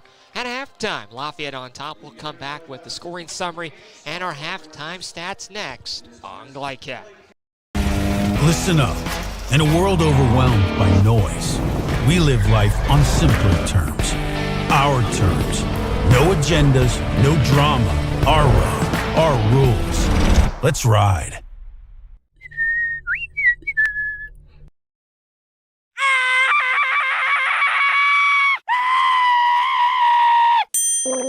Leaves and other dirt and grime are no match against the experts at Sunshine Pools, your BioGuard dealer. Weekly service, computerized water testing, or just need advice. Our reputation has made us the company of choice for all your pool needs. Visit us today for a full line of BioGuard swimming pool products. Sunshine Pools. Hey, who turned out the lights? Hello? Can one college be all things to all people? Bluegrass Community and Technical College can. Learn more at bluegrass.kctcs.edu. We're here to hear what's on your mind. Take this time to talk and get it right. You know I'll be there all your life. When you need me, I'll be by your side. Little everyday conversations about the dangers of underage drinking can make a big difference in a child's life. Talk, they hear you. Proudly based in Jessamine County, R.J. Corman Railroad Group has been serving North America's railroad industry since 1973. Find out more by visiting rjcorman.com. For high-quality railroad service, it's R.J. Corman.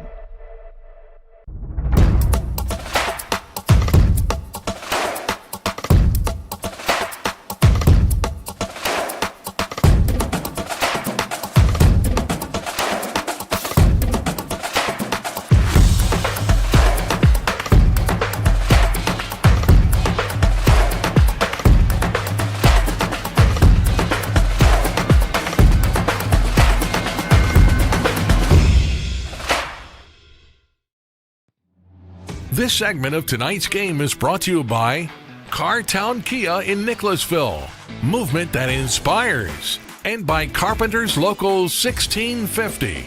Build your winning career today.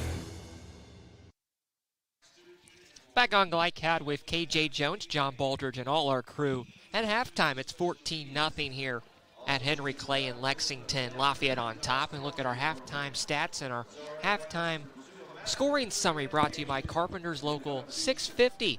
Build your winning career today. Visit carpenters.com for more information. first half stats. First, we'll look at the summary from this ball game. We talked about that long first drive by Henry Clay, fumbled the football. Lafayette got it back and went all the way down the field. J.J. Richardson, a 4-yard touchdown run after stripping the ball away from Henry Clay on that first drive. He made it 7-0 after Jackson Grant's extra point. And then Gio Kondo, 1 yard up the middle for the touchdown. The quarterback made it 14-0. Some of the quick stats from this ball game. First on the ground, Lafayette 11 rushes for 74. That Henry Clay team 23 rushes for 76. Passing yards 52 for Lafayette, 32 for the Blue Devils. Meanwhile, on the first downs, and we've seen a lot of third down conversions or chances on third down, only 1 for 8 for Henry Clay, 0 for 4 for Lafayette, but that fourth down story, a lot different for the Generals. They're 3 for 3, 2 for 4 for Henry Clay. And the punt game has been a story as well. 1 punt for 7 yards for Lafayette and 1 punt for 17 for Henry Clay. We'll get into the individual stats in a second, but what are some of those numbers that really stand out to you, KJ, in that first half? To me, I'd say time of possession. You see that Henry Clay's dominated, and then also the rush yard. You see that Henry Clay's rushed a lot more times, but you see it's pretty even. But, again, that time of possession, you see that Lafayette's been able to be more efficient when they've had the ball, as Henry Clay's just about had the ball double the amount of times, but they're down 2 touchdowns. So, I mean, Henry Clay's done a good job of controlling the game from that perspective, but you just got to come away with some points when you have the ball. Yeah, that's a very interesting point you bring up there. Only 7 minutes for Lafayette with the ball in their hand. Meanwhile, Henry Clay 16 minutes, but it's 14-0. Do you think there's something added to that? I would say just efficiency. Lafayette's been a lot more efficient on offense, and then, again, that big turnover, that was big because that was a pretty long, methodical drive that Henry Clay started out with. I think it was maybe about 8 minutes, and then they were able to come away with nothing because of the big fumble. So, again, Lafayette is a lot more efficient when they had the ball in their hands. Kondo is 4 for 9 for Lafayette passing today, a long of 29, 52 yards. Richardson, 3 rushes for 37. Colton Coleman, 1 for 15. Richardson, 3 catches. Stevenson, a couple of catches there as well. Meanwhile, receiving, Henry Morgan, 3 catches. Paris with a catch. Aiden Houston's 5 for 13 for a long of 32 yards. On the ground game, Holland with 6 rushes for 36. Gunry is 8 rushes for 26. And meanwhile, the defense has been well. Lafayette's been able to keep that Henry Clay team out of the end zone. Got him in the red zone that one time than the Blue Devils did, but weren't able to punch it in. Defense, if they can stay strong again, KJ, will be the story if Lafayette wants to win this football game in the second half. Yeah, and I think Lafayette's they've made the big plays when they needed them. Again, coming up with that big punch-out forced fumble when they were about to score, and then we've seen them on the last Lafayette drive. They were able to come up with some big sacks and big times, and then they're just able to make the defenders are making really good plays as well. So really good secondary coverage from Lafayette. So, again, just Lafayette making the plays when they need to be had.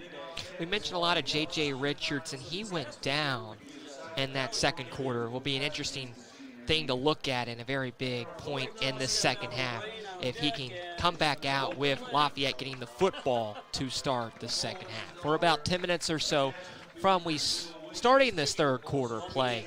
We'll take a break. It's 14-0 again. Our halftime stats brought to you by Carpenter Local 650. Building your winning career today. Visit carpenter.com for more information. We'll break, come back in a moment on Glide Kell. Can one college be all things to all people? Bluegrass Community and Technical College can. Learn more at bluegrass.kctcs.edu. Donating plasma is an easy way to earn up to $600 a month as a new donor while saving lives. That's right. Every donation you make helps patients in need survive and thrive. Returning donors also see monthly bonus payouts and I Give Rewards points. Go to cslplasma.com to learn more about plasma donation. CSL Plasma. Good for you, great for life.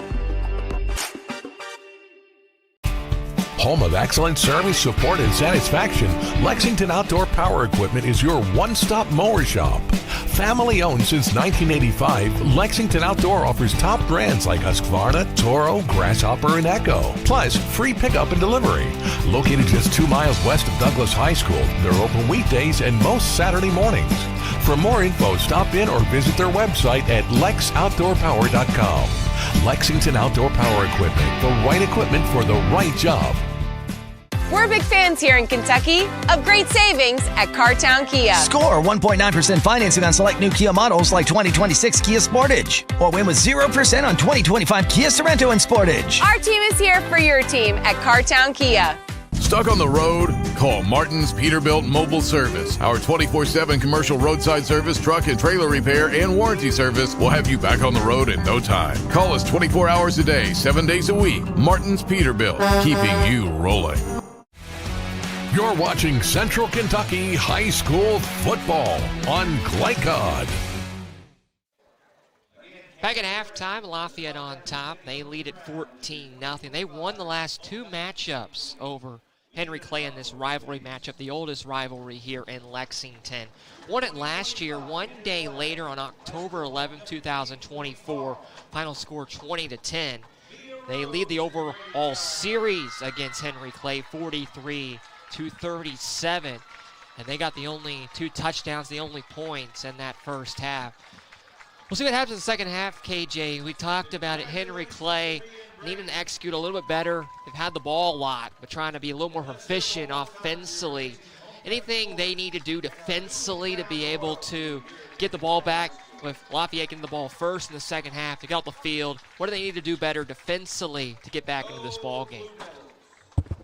I think it really just comes down to coaching and just game planning, and I think that they need to get stops on first and second down, get Lafayette into 3rd and long so they can get off the field. Because I think they played a pretty good game. Lafayette's doing a good job just, again, staying balanced on offense, mixing in the run with the pass, and it's kept the Henry Clay defense on their toes. But I think, again, just winning first and second down and getting Lafayette in the 3rd and long situations will be good for them in the second half. Kai Paris is in his first season playing football, the highly talented target for this Blue Devils team in his junior season. And you can talk a whole lot about a very unexperienced group because Philip Hawkins is in his first year at the helm as the head coach for the Blue Devils, taking over this program. They started 0-5, won their last game, now 1-5 on the year. Came off a big win against North Bullitt 46-8 2 weeks ago. But KJ, what is that like trying to turn over a program and build success for the future? It can be really tough, and I just want to tip my hat to Coach Hawkins because I actually covered another Henry Clay game earlier this season, and these guys look a lot better than they did in that game. Just execution-wise, they look a lot more fluent. And, again, Coach Hawkins has really done a good job getting them to that point because it can be really tough trying to turn a program around that hasn't had much success. And although they're losing this game, they look better than they did at the beginning of the season. I remember Coach Hawkins stating at the beginning of the season, the wins will come of just getting better week to week. We're not going to count the wins and losses. It's just what do we do better this week? What can we build off of that we did better from last week? And you can see this team, they're doing good. I mean, they've only got 1 turnover. It was just a good play by the defense. J.J. Richardson, good coaching, punched the ball away. But other than that, they've been executing really well. You haven't seen a lot of pre-snap penalties or anything. And, again, they only have the 1 turnover. So I think the execution is a lot better for this Henry Clay team. And, again, Coach Hawkins has done a good job with them. Yeah, Hawkins talked a whole lot about in our interview with him this week. His team looking like they should have looked in week 1, in week 6, 2 weeks ago in their first win against North Bullitt. So they really performed well, fought hard.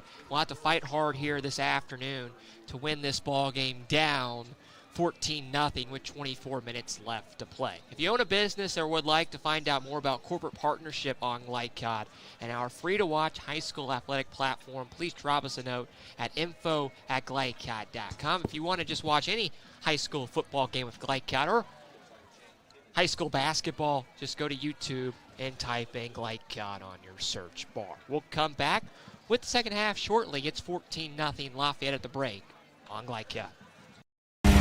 Listen up. In a world overwhelmed by noise, we live life on simpler terms. Our terms. No agendas, no drama. Our road, our rules. Let's ride.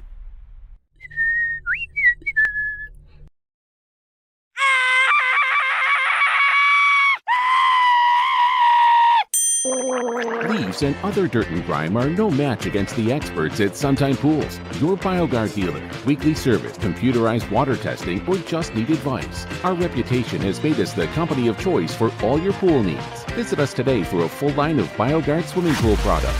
Sunshine Pools. Hey, who turned out the lights? Hello? Can one college be all things to all people? Bluegrass Community and Technical College can. Learn more at bluegrass.kctcs.edu. We're here to hear what's on your mind. Take this time to talk and get it right. You know I'll be there all your life. When you need me, I'll be by your side. Little everyday conversations about the dangers of underage drinking can make a big difference in a child's life. Talk, they hear you. Proudly based in Jessamine County, R.J. Corman Railroad Group has been serving North America's railroad industry since 1973. Find out more by visiting rjcorman.com. For high-quality railroad service, it's R.J. Corman.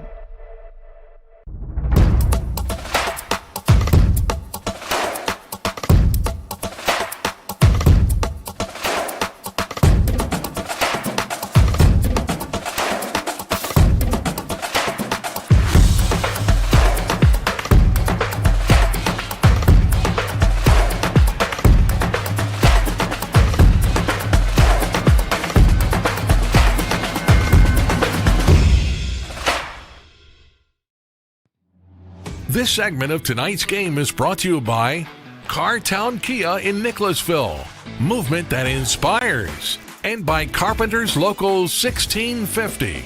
Build your winning career today. Central Kentucky High School football at the break, about 90 seconds before we get back to action here in Lexington at Henry Clay alongside KJ Jones. Once again, John Balderton, our press box on this beautiful high 50-degree night on this Friday, early October, 14-0 Lafayette. And KJ, we talked about on the pregame show, Henry Clay came in, they gave the ball away 12 times this year. 7 interceptions, had 5 fumbles. That first drive they fumbled, now 6 fumbles on the year. And the red zone scoring chances, 0 for 1 for Henry Clay, 2 for 2 for Lafayette. And that has been the main piece in this ball game. Lafayette's been able to punch the ball in the end zone. Henry Clay, their one chance early on, a big fumble. Yeah, and that just goes back to you can't beat yourself. You have another opponent on the field, and you can't give the other team any extra advantages. And fumbling the ball, that's giving the other team another advantage. Not scoring when you're in the red zone, giving the other team an advantage. And then you see Lafayette converting on those chances. As you see, they were 2 for 2 in the red zone and converting, and they have the lead. And I feel like that's pretty much the story of the game is Lafayette converting when they need to and Henry Clay not converting when they need to. And that's why Henry Clay has the deficit here. So this big rivalry matchup, homecoming night, we saw the homecoming king and queen out there getting introduced. The people's favorite people back on the field, their umpires, the referees back out there. So we're ready to rock and roll for football as the teams make their way back to the sidelines, and Lafayette will get the ball to start the second half. And this will be a big first drive for the Generals, trying to go up 3 scores early in this third quarter. It will. A big drive for both teams because, again, if Lafayette scores, they're able to really take control of this game. And then if Henry Clay is able to get a stop here, then they're right back in the game and can score a touchdown and make it a one-possession game. And, again, like I said, they'll be right back in it. So really big opening possession here for both teams.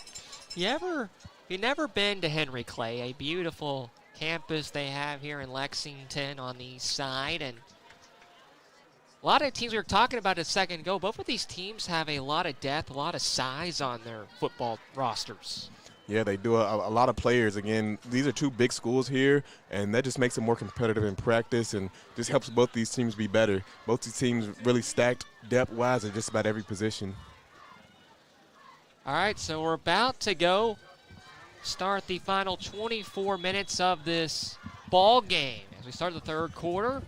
And once again, we thank you for being with us. If you joined along tonight, we thank you for spending your Friday night on Lafayette. I know you got your options out there. We appreciate you being with us. 14-0 is our halftime score. And we'll see Gio Kondo in the offense for Lafayette, who's looked well. Those 2 touchdowns back out there to start this third quarter as Henry Clay will kick it away. Expecting to go back to the pass game here after really working that effectively in the first half. Yeah, I do. I think it'll be more methodical. They'll try to run the ball, though, try to run the clock down, milk it away. So I think that they'll go to the pass, but I think that they'll be sticking with the run as well here in a second. The kick is off, and we got a whistle and a yellow marker. Looks like a false start before we get this thing rolling. And those are the pre-snap penalties you just can't have. I know this one won't matter very much. It's only a 5-yard penalty on the kickoff, but you still just want to be more disciplined and take those penalties out of the game. So Henry Clay will kick it away at the 35-yard line now instead of the 40. And they'll do so with Ethan Cooper. Cooper, the senior, will boot it away with 12 on the clock. Runs up and whack, and we're underway in the third quarter.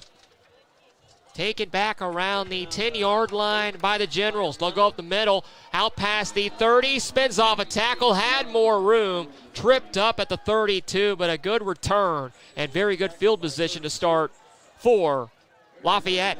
And Kel Locklear right there on the return. It looks like he was about 1 tackle away from taking that one all the way to the house. So good opening kickoff here for Lafayette to start. Lafayette's won 2 of their last 3, come in 3-3. Trying to get over 500. Henry Clay 1-5. 1st and 10 from the 32-yard line. Lafayette will move it right to left. And once again, Gio Kondo back out there. And I think it's also a pretty good story that you don't see J.J. Richardson out there to start this second half. So that's a big key loss for the Generals here. Got injured in the second quarter. As we'll send a man in motion out towards the right. 3 receivers on 1st and 10 from the shotgun. They'll go on the ground. Stevenson and tripped up trying to push out right side. Right around the line of scrimmage at 2nd down. Yeah, good job right there by Henry Clay so far, starting off, getting a good stop on the run, and, again, getting them in 2nd and long here. And that's what you want. You want to win on 1st and 2nd, get them in 3rd and long so you can pressure the quarterback. And I also just want to mention it looks like J.J. Richardson's over on the sideline with his shoulder pads off, so I don't think that we'll be seeing him again here tonight. And, again, that's a really key loss here for Lafayette, and it could be a big advantage here for Henry Clay. No gain on 1st down, and a flag down on 2nd and 10. And Kondo upset. We'll check the marker. It's going to be an offsides call, and this one on the defense. And that goes back to you can't beat yourself. That's a penalty right there where you're beating yourself. You have Lafayette backed up to 2nd and long, could potentially get them into a 3rd and long, and then you give them a free 5 yards, bringing it to a 2nd and manageable. And 2nd and 5. And you just can't have those penalties right there if you want to get back in this game. At the 37, Kondo stomps his foot, sends a man in motion out towards the left. 3 receivers. He'll fling it deep. Left side's got a man open out there, and it's caught. Breaking off tackles at the 10, inside the 5. Colton Coleman all the way to the house. Touchdown, Generals. Yeah, really good job right there by Colton Coleman getting behind the defender. Looked like number 27, Jamison Taylor, on the coverage, and just got beat right there with no safety help. 63 yards, and it's 20-0 Lafayette early in this third quarter. And if you're Jamison Taylor, you have to have that next play mentality as a defensive back. You can't, if you get beat on one play, you have to come back on the next one. And I love his teammate Marcus Owens right there picking his head up even though his teammate got beat. Again, next play mentality. Grants will try to kick it through to make it 21-0. Coleman's 3rd touchdown on the year. I believe that's his first catch tonight as well as 19th on the season. And really showing the big playability right there from Lafayette. So Grant's trying to make it 21-0. And we got a whistle. They got jumped off sides for Henry Clay.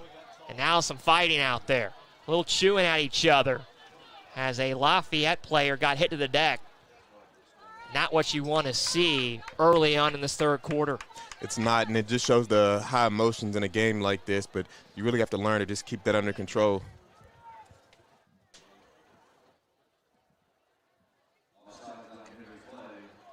So an offsides call.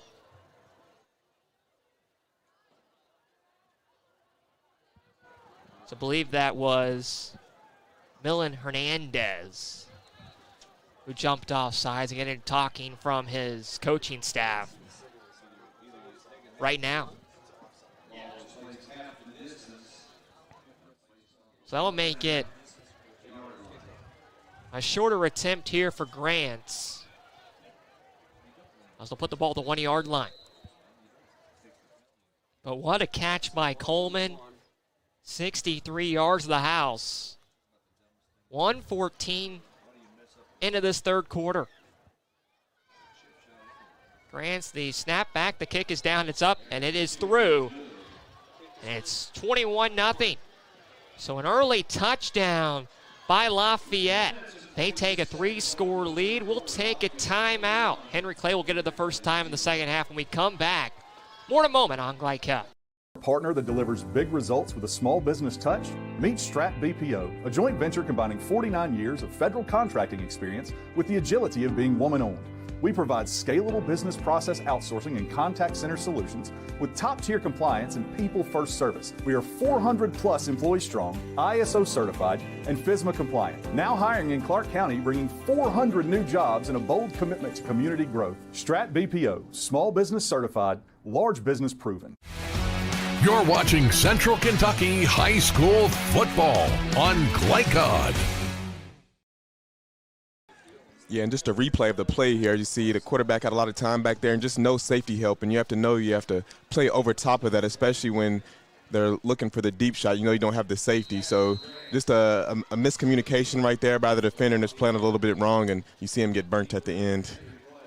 KJ, you would have read that one well, right? Oh, for sure, yeah. I didn't give up any of those when I was playing. 21-0 is the score. Henry Clay gets it for the first time in this third quarter. They'll take it back at the 10-yard line. Spinning off tackles, out past the 30 to the 31, and a good return. And that's where we'll see the Blue Devils offense. Yeah, and some good moves right there you see by Kai Paris, and eventually brought down at about the 36-yard line. Decent starting field position. We talked about Paris on the halftime show. His first year playing football and his junior year at school here at Henry Clay, and his first year playing football. It's going to be a tough challenge to do that. It definitely is, and especially playing the receiver position, which is a really tough position. Just learn the concepts and the footwork you need to have, and just understanding where you need to be at in certain plays. So it really tips off to Paris for coming out here in his first year playing football. And I mean, as you see, he's one of the main targets for Houston. So again, just tips off to him for learning the game. We got a penalty after the play. I believe that might be the first personal foul on Lafayette. So great field position up to the 47-yard line to start for Henry Clay. And getting back to that point on Paris, his coach talked very highly of him earlier this week, taking on that role as a receiver and has stepped up throughout this season. He's out there on first down as Houston takes a snap from the gun. He'll hand it up the middle, goes Holland, gets to midfield, and picks up 3 on first down, and a late flag once again thrown in from the backside. A yellow marker thrown on the field, so we'll check the penalty, but a 3-yard pickup on first down. And this has been a penalty-ridden second half so far for both teams here. And a personal foul this time goes back on Henry Clay. And again, you're starting to see the emotions creep in as you've seen a scuffle on the extra point, and then a unsportsmanlike conduct penalty on Lafayette to start this drive off, and now another one on Henry Clay. So again, as we're starting to have the time wind down, you really need to keep that under control. You don't want to cost your team with a big penalty.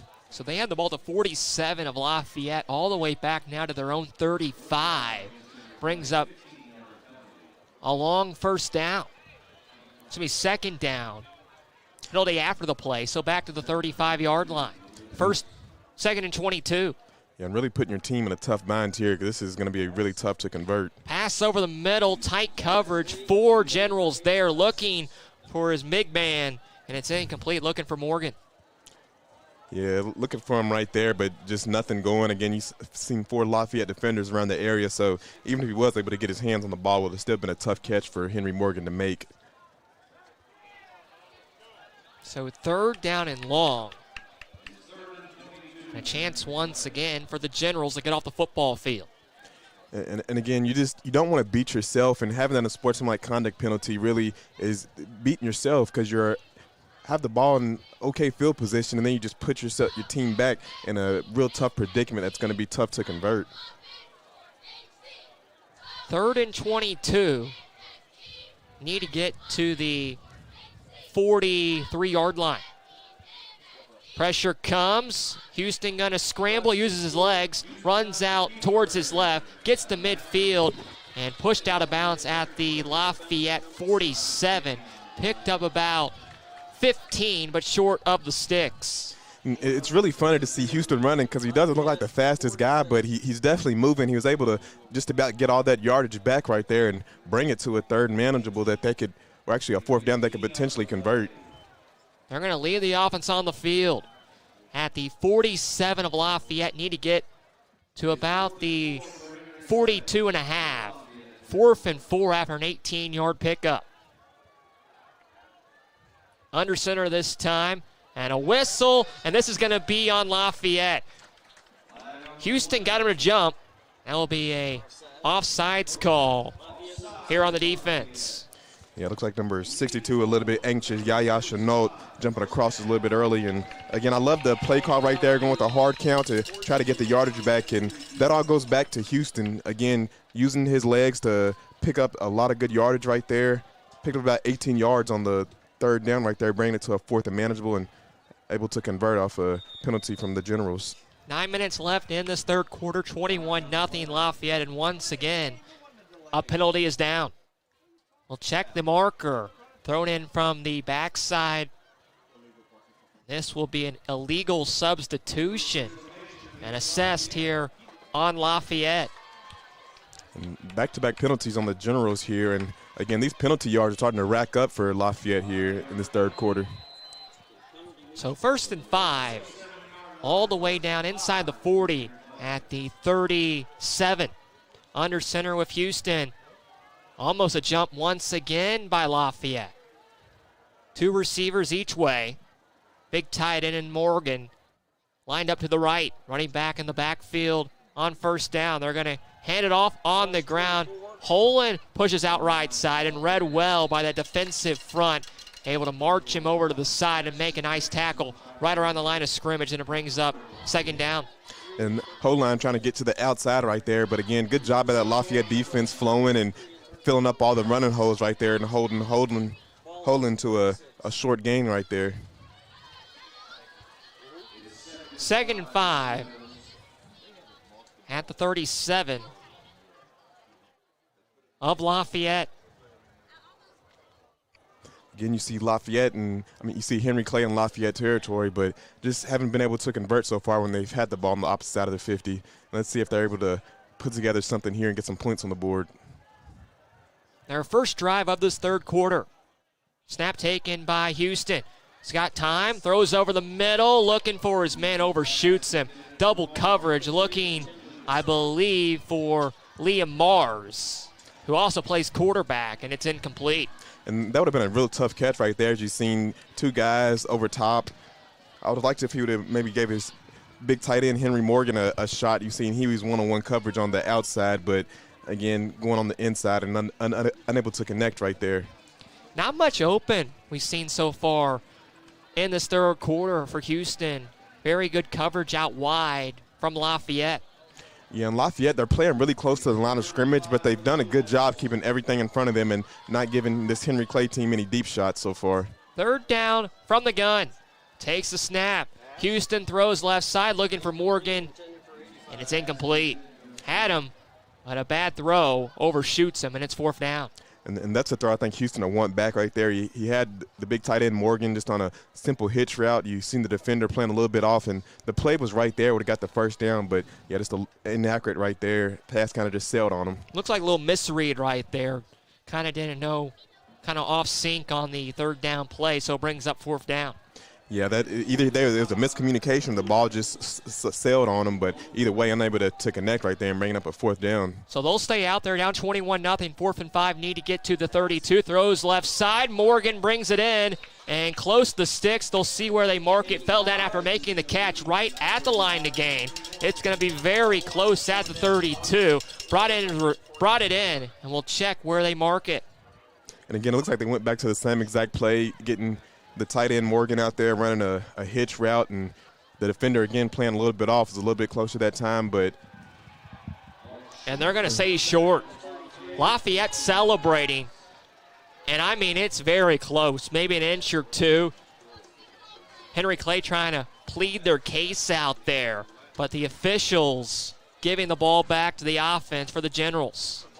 And it looks like the ball kind of sailed on Houston again right there. It's a tough catch for Morgan to try to make, and he just unable to get any yards after catch right there because of the pass being a little bit off. So this could be a huge point in this ball game. Maybe could be a big turning point. Already up 21-0. A chance for Henry Clay to get into the end zone, and now turns it back over to Lafayette. They can try to seal it away here. If they could punch it in, go up 4 scores with 7:30 left in this 3rd quarter. We talked about methodical drives as well. A 10-minute drive back on that first drive for Henry Clay in the 1st quarter. A long one there. Not able to capitalize once again. And that's really been the story of the game. They've put together a couple good drives, but eventually just stalling out. Out the middle with Kondo, QB keep, and he stuffed. Went from the shotgun and barely, maybe got back in the line of scrimmage. A quarterback power right there, and a big hit laid on him at the end of that play. You don't want your quarterback taking too many hits like that. 1 under 7 minutes on this play here at Henry Clay High School in Lexington, Kentucky. KJ Jones, John Baldridge, all our crew on Glycod. 21-0 is our score.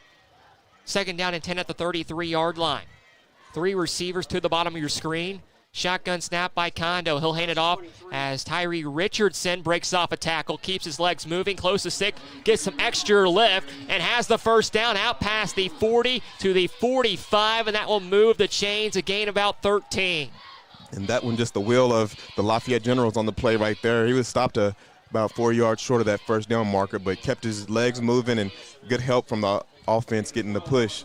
That second effort we've seen tonight from Richardson back there. Richardson, Stevens, and right there, Richardson with a big carry up to the 46. They'll make it. 1st and 10. Shotgun snap. Kondo is going to throw. Hangs it out right side. It's incomplete. Man-on-man coverage and overshoots his receiver. I believe that was Harrison Stevens. You see Henry Clay playing the same kind of coverage that they got beat on the pass possession. Again, playing that press man with no safety over top. And Lafayette, they'd really like to run the ball and milk the clock down, but if that's open, I don't mind them taking that shot right there. See, the pass is a little bit out of the reach of the receiver. Kondo getting instructions from John Lawson, the head coach of this Lafayette team.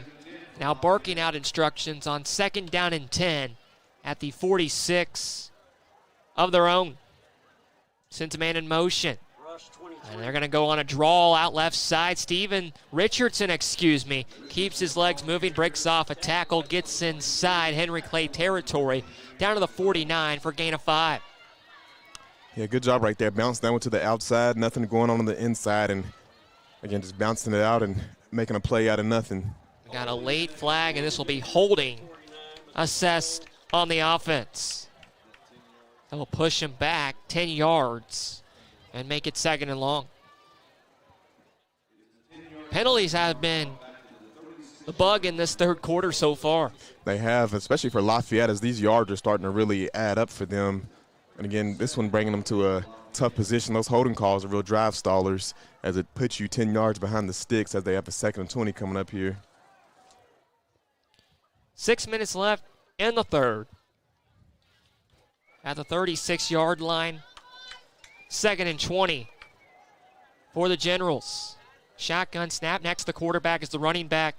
Kondo will take the snap. And a whistle down and a flag. They'll blow the play dead. Look like they might run it.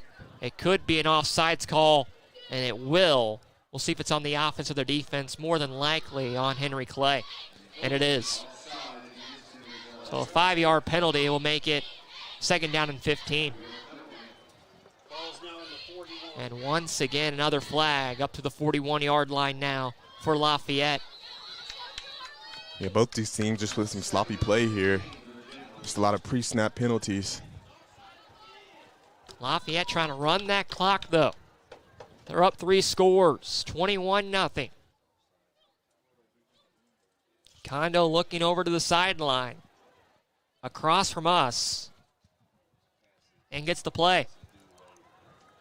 3 receivers to the bottom of your screen. He'll take the snap, fakes the handoff. Pressure comes, flings it up in the air, and it's almost intercepted. Almost taken away at the 45-yard line. And I think that would have been 6 if he'd have caught that one. Really just a bad pass, just threw it up with too much air on it, and you don't want to give the defender that much time to look at it. Looked like it was number 23, Marcus Owens, that could have came away with that one. Marcus Owens, the senior defensive back, went right through his hands and would have been a big turning point and a chance to get back in this football game for Henry Clay. It's 3rd down and 15 now at the 41.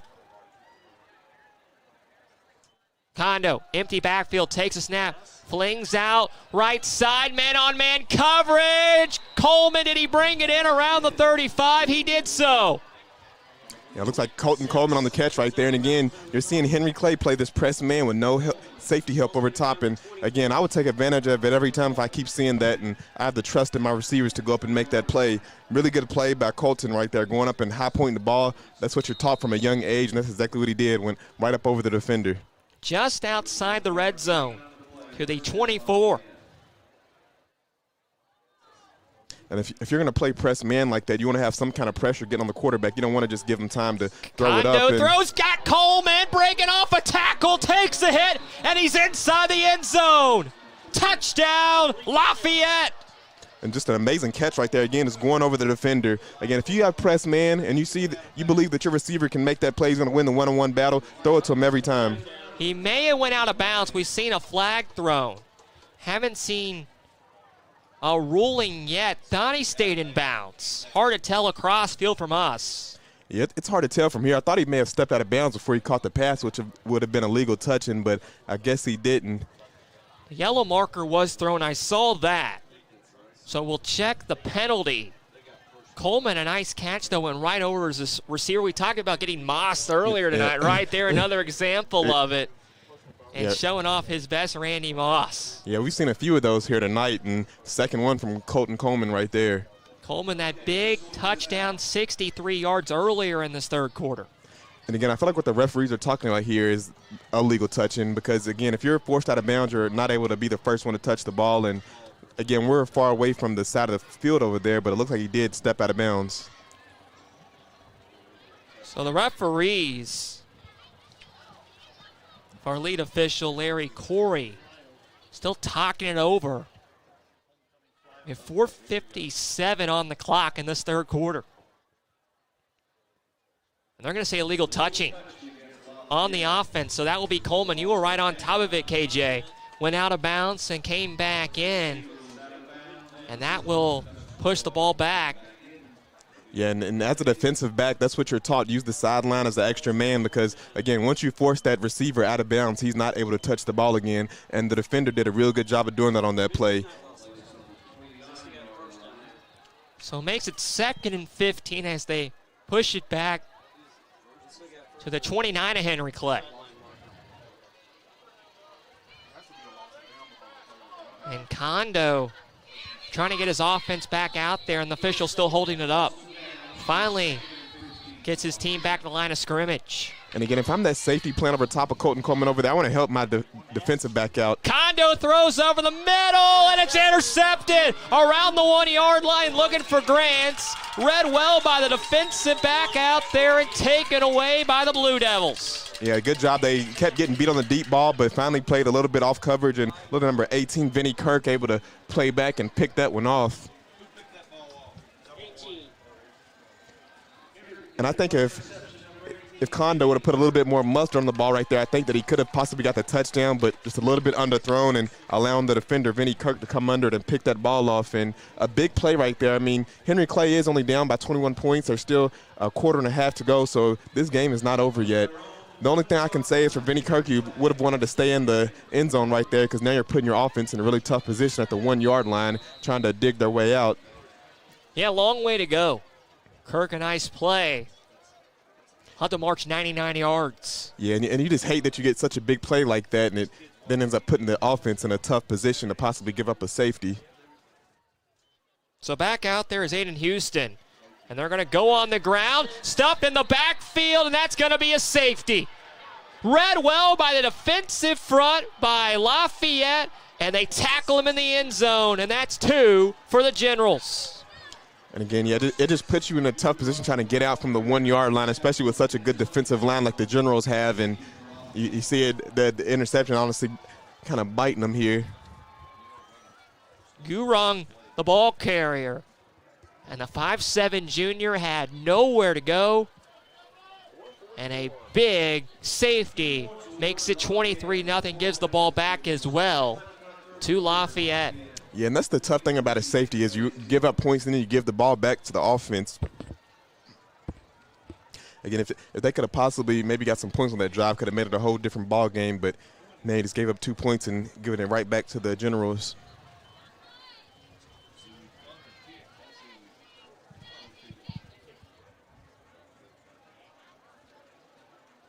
So a big turning point in this ball game, go all the way back to the first quarter, was that fumble. Lafayette got it back, went all the way down the field on their first drive, got a touchdown. They got another 7 points in that second quarter, made it 14-0 at the break. A 63-yard touchdown pass to Colton Coleman on the first drive of the third quarter for the Generals. And right there, a safety makes it 23-0 after Henry Clay comes off a win 2 weeks ago, had a bye last week. Lost to beat North Bullitt 46-8 2 weeks ago. Thought they had something to build on, some promising points from that ball game, picking up their first win. But trailing and down the hole, 23-0, trying to avoid 1-6 on the year. And it's taken back by Locklear, and a beautiful return by Locklear. Breaks off a couple tackles, found a hole and up to the 48-yard line. And that's where we'll see the offense. I thought Locklear had that outside right there. If he would have stayed outside, maybe would have returned that one all the way, but cut it back up in and brought down close to midfield. So they'll say the 49. It makes it 1st and 10 from there. Right around midfield with 4:37 left in this third quarter. And Kondo will come back out with the offense. I know that Henry Clay needs to stop the run, but I'd like to see them maybe start playing 2 deep safeties just to help their cornerbacks out on the island out there, because we've seen the Lafayette Generals start to take advantage of that and throw the deep balls. John Lawson, the fourth-year head coach, trying to get to 3-1 against his rival and Henry Clay at the helm for Lafayette. Kondo fakes the throw, pump fakes, now throws deep. Got a man open out there, and it's brought in. A beautiful catch, a little over the shoulder of Coleman, but able to bring it in, falling down around the 19-yard line. And that one looked like just a coverage bust right there. Not really sure. You see Coleman running open down the field, though, and after the catches he made on the last drive, you'd think the defense would have an eye out for him. KJ, looked like 3 or 4 receivers were open on that play, and Coleman was the guy who brought it in, a gain of 32. Yeah, just communication breakdowns on the defense right there. You shouldn't have guys just running open down the field like that. Lafayette trying to put 30 across the board and go up 30-0 inside the red zone at the 19. Kondo hands it off. Draw play out left side. Breaking off tackles is Tyree Richardson and gets around the 15 for a gain of 4. Yeah, good runner here from Tyree Richardson here tonight. Again, making defenders miss and getting good gains about every time he's touching the ball. And the Lafayette offense is just being able to fire on all cylinders. Henry Clay hasn't really had an answer to stop the run or stop the pass.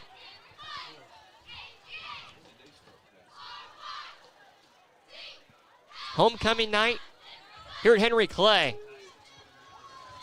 And Lafayette trying to go up 30-0 on them. 2nd and 5 at the 15 of the Blue Devils. Kondo sets under center, now works from the shotgun. 3 receivers, 2 out to the left, 1 to the right. He'll take the snap, scrambles out left side's got a man open, and it's brought in. Colton Coleman, who else? Touchdown, Generals. And Coleman just been abusing that corner over there. Again, I'd like to see some safety help at some point because Coleman's just won the battle just about every time. Looks like it was number 8 again, Isaiah King, and again, this hasn't been a very good matchup for Colton Coleman here tonight. Coleman came in only 2 touchdowns on the year, 2 in this ball game. Didn't have a catch in the first half, and has his 2nd touchdown in the 3rd quarter, and makes it 29-0. As his fellow teammate and fellow receiver, also the kicker on this team, Jackson Grants, will attempt the extra point. Try to put a 30-burger across the board. And again, I don't think you can put all the blame on the cornerback right there. That's on coaching too. Again, if you see your corners getting beat like that, you have to give them some kind of help over the top. 3:08 left in the 3rd. And the junior and Grants, the kick, the snap down, the kick is up, and it is right through. And it's 30-0 Lafayette on the road here at Henry Clay. We'll break, come back with more in the 3rd. This is high school football in Central Kentucky on GlideCap. We all make choices about alcohol. Kids make choices whether to drink or not. Bye, Dad. Bye-bye. Remember, I'm going to Alex's party tonight and sleeping over. Have fun. Hey, remind me about that party again? And adults make choices whether to talk about it. That's true of parents and every other trusted adult in a kid's life. Kids want to know our expectations, and they want honest answers in everyday conversations. So talk with your kids and help lead them on a positive path. Because when you talk, they hear you. You're watching Central Kentucky High School Football on GlideCap. Well, it's been all Lafayette in this ball game, 30-0. And they'll kick it away with Jackson Grants at the 40. We have 3:08 left in this 3rd quarter, and KJ, ever since that first drive, it's been all Generals. Got the big strip, and now 30 across. It has.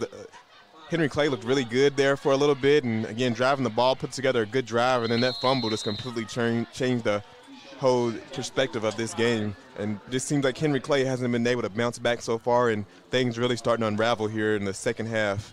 Harrison Clifford brings it out to the 36, and that's where we'll see Henry Clay in the offense with 3:02 left in the 3rd.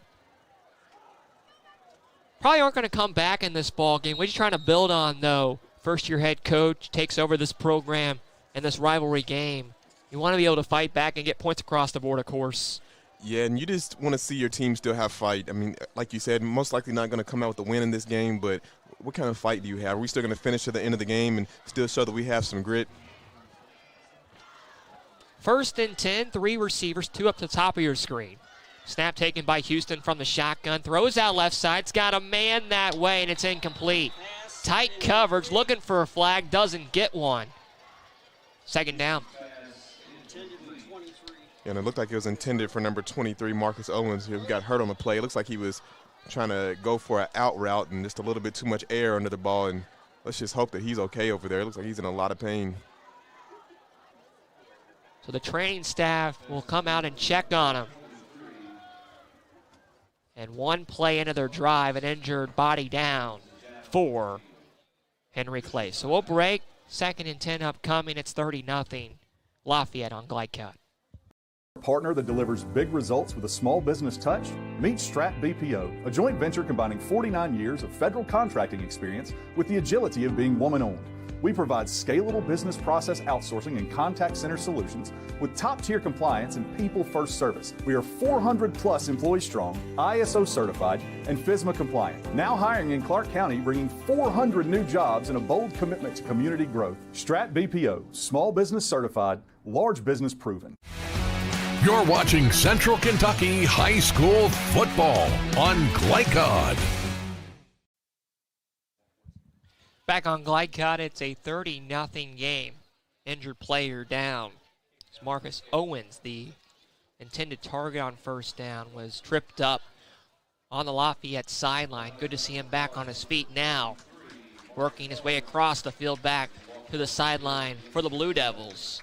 And let's just hope that it was a cramp. Again, good seeing that he's walking across on his own power, but you always hate when a guy goes up airborne and you see somebody take his legs out, like right there. It looked like Houston just put a little bit too much air on that out route right there. It looks like he was open, and the ball just sailed on him. Sure. You own a business and would like to find out more about corporate partnership on GlideCut and our free-to-watch high school athletic platforms, please drop us a note at info@glidecod.com. Second down and 10 at the 36-yard line. As we resume play after the injured body for Henry Clay. Houston back out there, works from the I formation.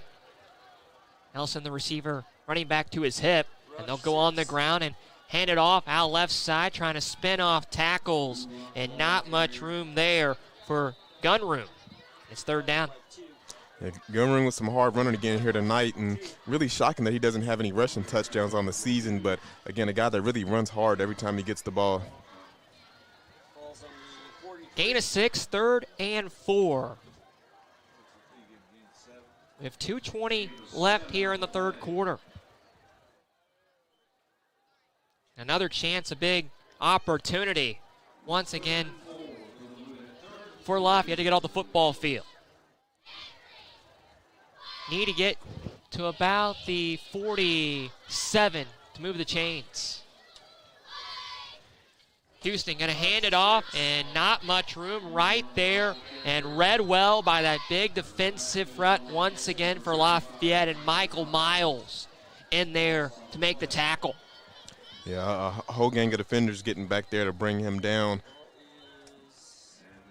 So that will push him back, and we'll have a timeout used here early in this third quarter for Henry Clay with their head coach and Philip Hawkins. We have 1:51 left in this third quarter. We talked about the overall head-to-head series between these two teams. And we mentioned John Lawson, the fourth-year head coach for Lafayette, who's won the last two matchups. He comes in 2-1 in his 4 years against Lafayette, trying to go to 3-1 with a win here tonight. And overall, Lafayette's led this this series 43 wins to 37, but 2010 win last year, and looking good tonight, up 30-0. And we talked about it, just trying to build some confidence for Henry Clay with about 13 minutes left. Yeah, for sure. This ended on a strong note. You just want to, just put together something here to end this game off if you're Henry Clay. So they'll leave the offense out there, needing 4 yards on fourth down. Seeing a lot of fourth downs, both teams going for here tonight. Houston throws left side, and it's broken up. Almost picked off, and a nice play by Makai Taylor. It's turnover on downs. So that will give it back to Lafayette. You talked about fourth down. Lafayette was 2 for 2 in the first half, and right there, a chance for Henry Clay, and they turn it over. Yeah, really thought they might have had a chance right there, but good job by the defender undercutting that pass right there and breaking it up to get the ball back to the offense. So with 1:48 left in the third, defense out there for Henry Clay, and Grant's in the offense. come back out. And if Lafayette's able to score on this possession here, that'll make it a running clock. So you really want to get a stop right here. Already up 30-0. Up 14-0 at the break and have scored a couple touchdowns in this third quarter with a safety. Kondo hands it off, and trying to break off is Tyree Richardson, and went way back in the backfield inside his own territory, trying to spin off a tackle at the 49 and wrapped up for a big loss. A loss of 9 on first down.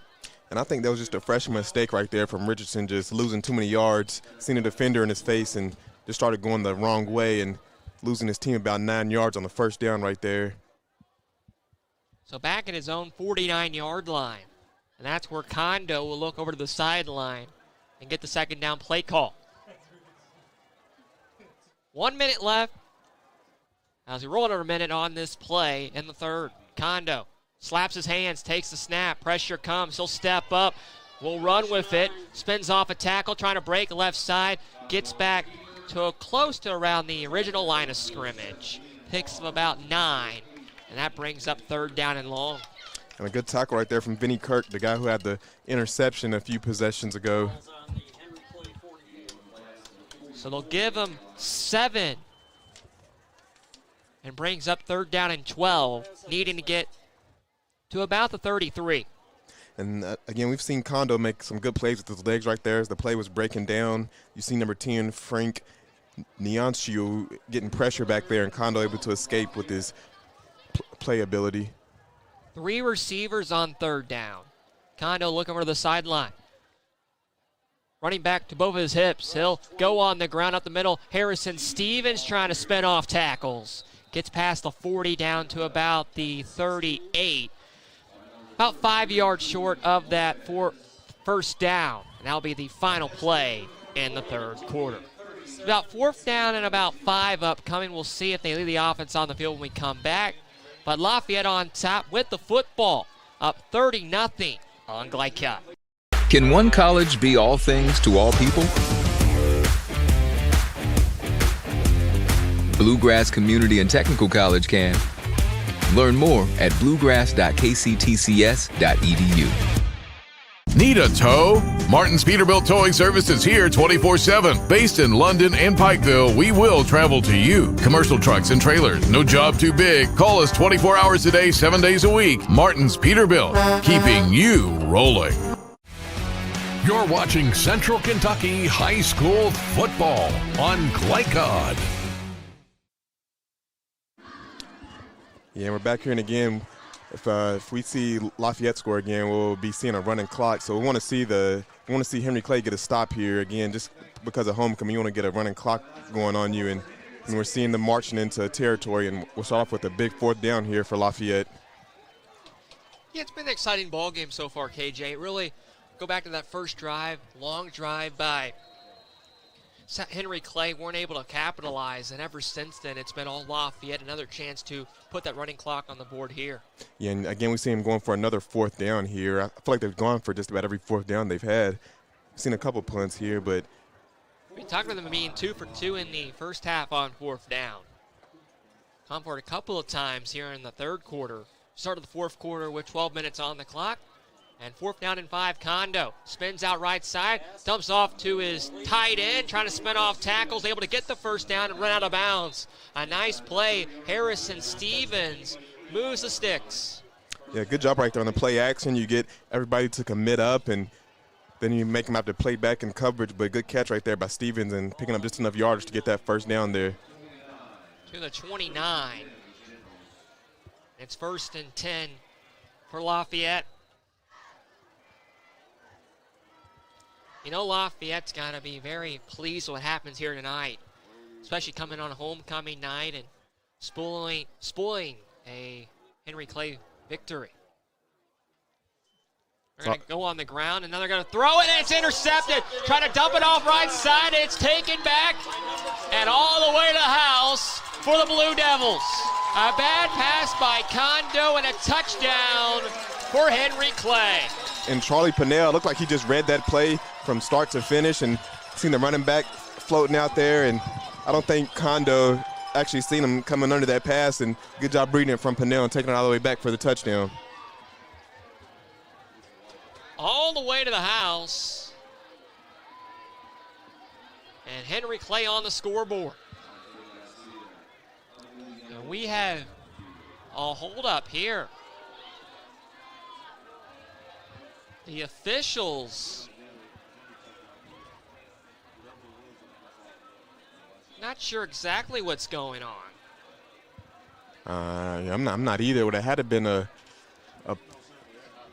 play. Now they're going to give him a touchdown. It is a touchdown out there. So 6 on the board for Henry Clay. And a sideline warning is assessed on Lafayette. Yeah, so Pennell all the way to the house. Yeah, and luckily there, that would have been a pretty bad penalty if it was on Henry Clay right there. Luckily it was on the Generals, though, and Clay able to come away with a big pick 6 on the homecoming night here. Ethan Cooper to attempt the extra point. So talk about that running clock. That's going to slow it down a little bit, especially for Henry Clay with a big play, big turn of events right there. Yeah, and I think they're happy to get some points on the board here finally. Kick by Cooper is good. So it's 30-7, 18 seconds in this fourth quarter. 11:42 to play. And we'll take a break. Be back with more in a moment on Glide Cat. Home of excellent service, support, and satisfaction, Lexington Outdoor Power Equipment is your one-stop mower shop. Family owned since 1985, Lexington Outdoor offers top brands like Husqvarna, Toro, Grasshopper, and Echo. Plus, free pickup and delivery. Located just 2 miles west of Douglas High School, they're open weekdays and most Saturday mornings. For more info, stop in or visit their website at lexoutdoorpower.com. Lexington Outdoor Power Equipment, the right equipment for the right job. You're watching Central Kentucky High School Football on Glycod. Big interception makes it 30-7 with 11:42 left in this fourth quarter. Some scores across high school football presented by Don Franklin, tonight's scoreboard. 17-14 takes Creek after 3 quarters, leading Dunbar. Lexington Christian on top of Shawnee. 39-0 in that ball game. And Bryan Station leads George Rogers Clark 9-7 at the half. But a big player right there, KJ. 7 points and able to build some confidence for Henry Clay. For sure, and again, just finishing the ball game strong, just showing your grit, and it was definitely a grit play right there. I think that one came down to watching film, knowing your opponent, and knowing what they like to do. You see that running back play out of the backfield, and you know that Kondo's most likely to go to him, and Pennell doing a good job undercutting that pass. A low line drive kick taken by Nick Logan and falls down for Lafayette around the 37-yard line. So that's where we'll see Kondo once again after the interception. Expect him to go back to the pass game after that pick right there. I would actually expect him to just stick with the run here, just milk the clock down, just get out of here with a good win. We don't want any other plays happening that could go against us. Unless you see that press man coverage that Henry Clay's been sticking with and you trust your receiver to go up and get that jump ball. Otherwise, I'd expect him to just stick with the run here. Overall, Kondo's looked well tonight. One bad read there, but you got to be very pleased if you're John Lawson, what you've seen from your quarterback this evening. And both these teams have had their fair share of turnover problems, but we've only seen 1 turnover so far from both teams, so I think that's honestly a big win. Richardson wrapped up well and stuffed in the backfield. And again, doing a good job stopping the run here. Again, it's Richardson on the run, and again, that defensive line for Henry Clay doing a good job getting good push and getting good leverage in the backfield to come up with a big stop. A loss about 4 on first. Second down and 14. Kondo in his senior year. Lawson's really talked about him being a dual threat guy, and the head coach of this football team has talked how much he has grown over his years with this football team, has really stepped into that main role on that offense.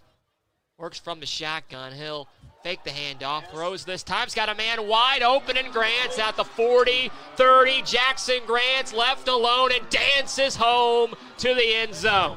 Again, just seeing the receivers get behind that defense, and a two-play score drive here for Lafayette, and able to get the lead right back up to 29 here. 67 yards all the way to the end zone, and makes it 36-7. So after the interception, one pass later, and right on cue for Kondo. Yeah, not sure if that one was a coverage bust right there, if that was just the receiver getting behind the defense, but either way, just a play you can't have if you're Henry Clay, just allowing the receiver to get deep like that and get behind the coverage. Something that Lafayette's actually done really well tonight, keeping the offense in front of them. So with 10:37 left in regulation, a chance to make it a 30-point game once again. And the official over there talking with the head coach, Philip Hawkins of Henry Clay, and I believe he assessed a penalty of some sorts on Lafayette. Could be discorrect, but I believe he pointed a sideline warning maybe here applied on Lafayette. A lot of celebrating after a touchdown like that. Oh, for sure. You always love the big plays like that. So Grant, who's been strong tonight, 4 for 4 on extra points. He'll try to put it through, make it 37-7. Lafayette done a really good job here with their explosive plays, really able to take the top off the defense with their pass game. Kick is good, so it's back to a 30-point game. Lafayette rolling at Henry Clay. We'll be back in a moment on Glide Cap. Partner that delivers big results with a small business touch? Meet Strat BPO, a joint venture combining 49 years of federal contracting experience with the agility of being woman-owned. We provide scalable business process outsourcing and contact center solutions with top-tier compliance and people-first service. We are 400-plus employees strong, ISO certified, and FSMA compliant. Now hiring in Clark County, bringing 400 new jobs and a bold commitment to community growth. Strat BPO, small business certified, large business proven. You're watching Central Kentucky High School football on Glycod. It's 37-7 as Lafayette will kick it away from the 35. It is a sideline warning, as we talked about a moment ago. So won't kick from the 40, from the 35 with Grants after he brought in a long 67-yard touchdown pass. We saw a 63-yarder to Coleman in the third quarter from Kondo. And that offense is really sparking for the Generals in the second half. It is. We've seen them run heavy there in the first half, and then in the third quarter they really started going to the pass game as they started to take advantage of Lafayette playing that press man coverage. Kai Paris will let it go over his head, and a touchback. That's where we'll see the offense come out and start for Henry Clay. What do you want to see from Henry Clay's offense? Their 7 points come via that interception to finish out this ball game, put together a good drive. What do they need to do to be able to do that here later on, finish out this thing? I'd say just getting the run game going. I mean, this isn't a game that you're going to come back and win, scoring 30 in the fourth quarter, so just go with what worked. And, again, we've seen them with a few drives that have worked. They've been long, methodical drives, and they were sticking with that run game. And so I'd say just do that here. Again, you're not going to come out with the win, so what can we do to just get some reps in and end on a good note? Let's just put together a good positive drive here, and like I said, just do just do things well. 1st and 10 at the 20-yard line. That's where we'll see Houston in the offense. He'll take the snap from the shotgun. Houston, Aiden, a long fling over the middle, and it's batted down. Looking for Paris, tight coverage that way. I believe that was Makai Taylor. Second down. Yeah, and good coverage right there from Dan Amenkwa right there. Been real good coverage on Paris here tonight so far. Again, that they switched out the DBs. It was number 8, Zion Harmon, but this time it was Dan Amenkwa playing some good coverage. Correction, it wasn't Taylor. It was Amenkwa, who the junior 6 foot has really stepped up. Had a big interception a couple weeks back when I was covering their game against Shelby County. They're going to go on the ground this time, up the middle, close to the first down, out past the 25, up to the 29 for gain of 9 on second down. And I love how hard Safal Gurung is still running. Again, his team is losing, but the fight's not out of him, and still got that dog mentality, and I'm running through those defenders out there. So 3rd and 1, under 10 minutes as we roll in Lexington. Thank you for being with us on Glycia. So need to get a yard to move the sticks as Houston takes a shotgun snap, hands it off. Gurung spins off a tackle and has the first down, picks up 2 to move the chains. And good job by the safety coming down, Gavin Hoff, number 19, getting that open field tackle on Gurung. And those open field tackles, the hardest ones to make, but he was able to break it down and get that good open field tackle. Up to the 32-yard line. 1st and 10. Houston takes the snap from the gun. 3 receivers, flings it out right side's got a man-on-man coverage, and undershoots his receiver. We've got a flag and possibly pass interference. Looking for Smith. We'll check the penalty. Yeah, and the ball was just underthrown a little bit. I think if he would have got a little bit more under that pass, he could have possibly scored. Again, it was Zomorion Smith, the intended target, and the defender just, on an underthrown ball, just ran into him. So definitely a late call, I thought, on that one personally. And that will move the chains. And I love how Lafayette has in their backup defenders, and this Henry Clay team is trying to take advantage of that and connect on some deep passes, just haven't been able to connect just yet. So up to the 46 or so, they'll mark it. We'll see where they officially spot it. Up to the 47 on first down.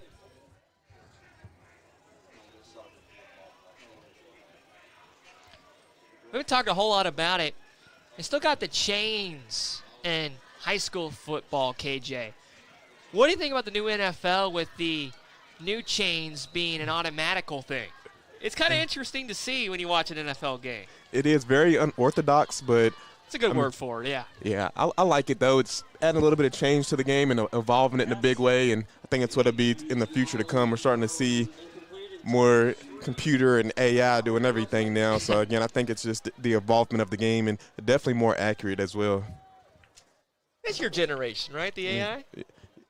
I'm a little bit older than you, I think, so I think it's more of you, but I think it's coming upon all of us. But yeah, definitely something we're all going to have to start getting used to is the AI and just the computer science and everything. What year did you graduate from college? I didn't graduate from college, but I graduated from high school in 2017. Not bad, yeah. That was intended for Paris there. It's second down. They're going to go on the ground here. Up the middle, pushing forward. And close the first down. Again, yeah, Gurung on the run right there. And, again, still running with that same passion and grit that he was in the first half. Again, it's tough to try to stick with it and continue to run hard, but we're seeing Gurung still doing that. So inside Lafayette territory now to the 44, it's 2nd and 1. We talked about this earlier on back in the first quarter, a very methodical moving football team and taking their time once again here, trying to put together some points before this ball game comes to a close. For Henry Clay, they're going to go deep, looking right side, man on man, it's incomplete. Yeah, and again, looking for 9. Zamorion Smith, yeah, and just, again, unable to connect. And that's something they're going to have to work on in practices, connect on those deep passes, because it looks like it's there. He's beating the defender, just the ball's not placed accurately on him. Looks like it was number 11 in coverage again, Kale Locklear. Stay with us on the post-game show. We'll break this one down, set for some games next week. A busy docket across Glycod. We'll have Douglas Bryan Station, Scott County, Wolford County, Anderson County at Collins. Good game in Indiana, Floyd Central, New Albany, and Mail at Fern Creek. your boys at Fern Creek next week. Yeah, hopefully they can get that win there for sure. Not been the best year for us, but up the still middle, some they'll positives. go on 3rd down and 1 and has the first down to move the sticks. And I like what they're doing here. They're not just trying to throw the ball up and score fast, just trying to build going into next week again, just doing what works, sticking with the run game, trying to open up the pass, keeping it balanced. So 8:15 left in regulation. 37-7 Lafayette. 1st and 10 at the 41 inside general territory.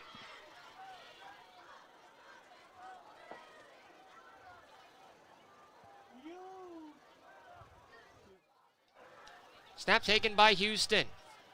Looks over the middle, looking for his big tight end also. And there was a receiver and 3 defensive backs in the area, and it's broken down. And I'm not sure if that one was intended for Zamorian Smith or the big tight end Henry Morgan, but both guys in the area, nobody able to come away with it though. And you see a Lafayette defender actually hurt on the play. Looks like number 2, Dan Amenkwa. So an injured player as the training staff comes out with 7:50 left in the 4. We have a holdup in Amenkwa, now back to his feet. Good to see there. So thank you for being with us. It's been a very beautiful evening. First couple weeks of October. Very pleasant on the east side of Lexington. Here at Henry Clay High School with KJ Jones, John Baldridge, all our crew. Jackson Miller, our producer, and our cameraman working the screen, making sure your picture looks good tonight, and Jacob Johns. We thank you for being with us. It's 2nd down and 10. Houston takes the snap. He'll throw left side. It's complete. A short dump off about 7 yards away from the first down, complete to Paris, and brings up 3rd down and about 7. You know, I think that may be his 2nd or 3rd reception on about 6 targets here tonight. So if a win, Lafayette would get to 4-3 on the year, get back over 500.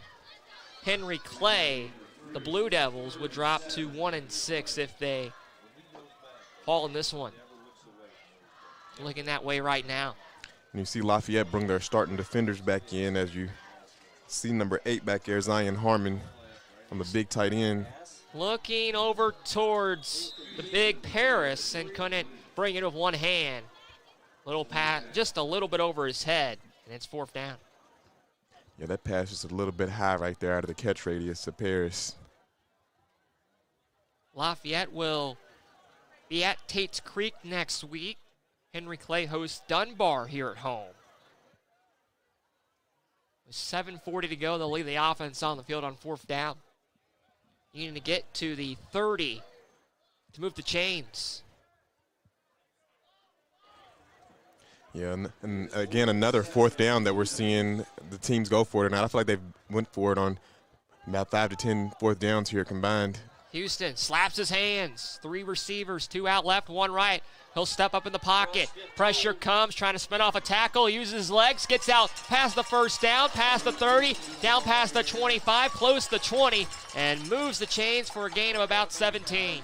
Yeah, and a real big collision there at the end. I'm trying to see what number that was. I'm thinking it was number 21, Brody Alt, laying a good hit. Both guys actually taking some of that collision right there. And again, we're seeing Houston with his run ability. And again, he doesn't look like the fastest guy, but he's been able to get out of there and pick up some good yardage. Looks like he made a defender miss close to the line of scrimmage and just used his legs at the end to pick up some more yardage. So a nice run to keep the drive moving. Get the first down. And this has been a long drive here for the Blue Devils here. 7:05 left in regulation. 1st and 10 at the 20-yard line. 2 receivers at the bottom of your screen. And they're going to fake the handoff. And Houston throws out left side. Brought it in was the man in Paris and works his way in for a Henry Clay touchdown from 20 yards out. And 2 touchdowns late in this ball game for the Blue Devils. Yeah, happy to finally see Paris get that touchdown reception. He's been targeted a lot here tonight, and he's come up with about 3 catches now and finally able to get that one in the end zone. So Kai Paris in his first year playing football, in his junior season here for Henry Clay, has his 7th touchdown on the season. Ethan Cooper will attempt the extra point. The lefty will try to make it 37-14. The kick is up and it is through. So once again, Lafayette a chance to get the running clock, get the ball back on a strong drive by the Blue Devils. Work their way down the football field and punch it in for 6. And it's 37-14, under 7 left in the fourth. We'll come back on Glycad in a moment. Home of excellent service, support, and satisfaction, Lexington Outdoor Power Equipment is your one-stop mower shop. Family owned since 1985, Lexington Outdoor offers top brands like Husqvarna, Toro, Grasshopper, and Echo. Plus, free pickup and delivery. Located just 2 miles west of Douglas High School, they're open weekdays and most Saturday mornings. For more info, stop in or visit their website at lexoutdoorpower.com. Lexington Outdoor Power Equipment, the right equipment for the right job. You're watching Central Kentucky High School football on Glycod. Back here on Glycad, it's 37-14, the first drive for points for Henry Clay tonight. Punch it in for 6 as Kai Paris works his way in from 20 yards out. And got to build on something. It's got to be nice to finally get points for that offense for the Blue Devils. Yeah, for sure. And we're starting to see some positives here. They were able to get a pick 6 and then able to get the big pass and touchdown right there. So, again, Coach Hawkins preaches ending the game strong. Again, it's not the wins and losses. It's just what do we do good, what do we do better each week in and week out, and what can we continue to build on. Ethan Cooper kicks it away, and a low kick, and able to get over there and run out of bounds around the 20-yard line. Try to get a number on that. And a nice play by Mason Willett to get there and pick it up. Yeah, that honestly wasn't the smartest play. Probably one he should have let go out of bounds because the kick goes out of bounds to get the ball at the 40-yard line. So I think that's one he should have probably just let roll out. You can see the idea, though, trying to get down there and pick it up if you're the Blue Devils. Yeah, for sure. Willett able to get over there. Takes it at the 19, and you are right. If you let it go out of bounds, you probably get up around the 40. But with 6:49 to go, and a 37-14 Lafayette lead, the Generals will come back out with their offense. We'll see if we see Gio Kondo back out there with the big lead, and he's back out there, the senior quarterback, with his offense working left to right. So 3 receivers on first down. Send the tight end in motion out to the left. And the shotgun snap. They're going to give it on the ground to Richardson. Draw play out left side. Runs forward out past the 23 up to around the 25 for a gain of about 4 or 5 on first down. And Richardson with some good speed. As we've seen, he's really good at getting to that outside and picking up good yardage as he was able to do right there. And it's a guy that's going to be a big part of this offense as his career goes on. Nice run right there by Tyree Richardson in his freshman year. Talked about, both of these teams trying to build their culture. 4th year for John Lawson, but trying to bring in players, finally starting to get that belief that you got a good football team behind you year in and year out. For sure, and especially when you have a running back like this that's only a freshman. Again, right there, spins off a tackle up to around the 44 for a gain of 19. And definitely a solid size for a freshman. 6 foot 191 is going to continue to grow. So again, as his career continues to go on here at Lafayette, I think he's going to be a household name. Him with J.J. Richardson, seen Harrison Stevens back there. A team that's trying to go over 500 and put something together for the end of this season for playoffs get underway. And I think we also have to point out for Lafayette here, it's only 14-0 at halftime, so they've been able to score 23 points here in the second half with their star guy out, J.J. Richardson. Stevenson this time gets inside Henry Clay territory, out past the 50 to 49 for a pickup of 6. Makes it 2nd and 4. And you mentioned that those long touchdowns have been the big story here in this second half. 63 yards to Colton Coleman, 67 to Jackson Grants. And Condo's really worked the ball around efficiently in this ball game. He has. When you have a lot of star power on your team, that's big. You want to make sure that everybody's eating on that side of the ball. And, again, Condo's done a good job of that, and also the offensive coordinator's done a good job of mixing the run with the pass and getting the receivers and the running backs some carries. 2nd and 4 at the 49 of the Blue Devils. This time it's going to be Stevens. Picks up the first down, chapping his legs forward, and moves the sticks past the 40 to the 35. And a good run of 10, and we got a yellow marker as well. Check the penalty, but a good run once again. We've seen Richardson, this time Stevens picks up the first down. And I assume this penalty is some kind of unsportsmanlike conduct after the play. Just see who it's on, though. Trying to get a number. See what the penalty is here. Looks like they're walking back. This could be and will be on Lafayette. Again, a lot of penalties on both teams here in the second half. So back to the 50-yard line at midfield after the penalty assessed on the Generals. 5:40 left. In a game that's been one-sided in the second half, 37-14. With Lafayette on top, trying to go on the road and pick up a victory in this rivalry matchup, the oldest rivalry, as we talked about, in Lexington, Kentucky. KJ, where are you at next week? We talked about some of the big games taking place. You got a game with Glycad next week? I'll actually be out of town next week, so I'm off from Glycad next week. A whistle, and there's another penalty. I'm excited for that. Bryan Station and who are they playing next week? The Bryan Station game. I normally do that one, but we'll look at that in a moment. We got some good games. We talked about Fern Creek. You talked about your male team. Yeah, and yeah, it's actually Douglas that Bryan Station is doing next week. That's normally a game that I cover, but yeah, I'll be out of town for that one. And again, you said my Bulldogs are playing Fern Creek next week. Let's hope they can get that win. Fern Creek always a pretty good team. How often do you get back around campus, see a Bulldogs game, and get a chance to check out your old alma mater? I haven't been back too recently. I think the last game I went to was when we lost to Douglas in the playoffs. They came down and beat us, so you haven't been back since then.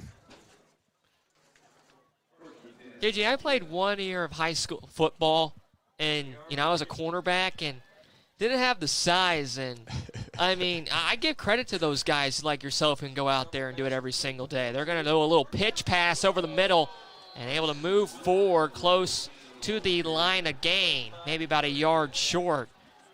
Nice little just dump out of the hands of Condo right there. And a big collision right there. Number 29, Kayshawn Saunders, laying the hit and his helmet coming off as well. And end around right to left. And able to move forward is Mason Willett, his first catch tonight.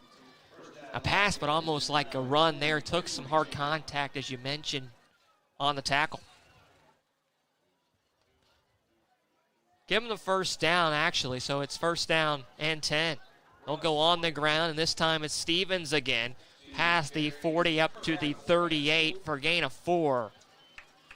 As we run under 4:40 left in the fourth quarter. And I would expect the Generals to just stick with this run game here. It's continuing to work. They're picking up good yardage, picked up about 4 yards right there, and just continue to let this clock run out and go home with the big win. 37-14 is our score. Final 4 minutes at Henry Clay. Friday Night Football in Central Kentucky, right here on Glycad.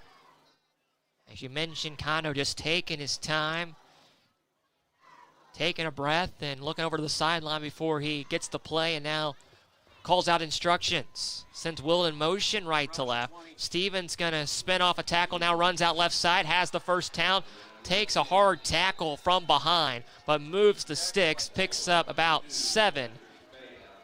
And a first down movement. Stevens here with back-to-back good runs and just showing all the weapons that this Lafayette team has. So many guys I feel like have touched the ball tonight and made a lot of big plays.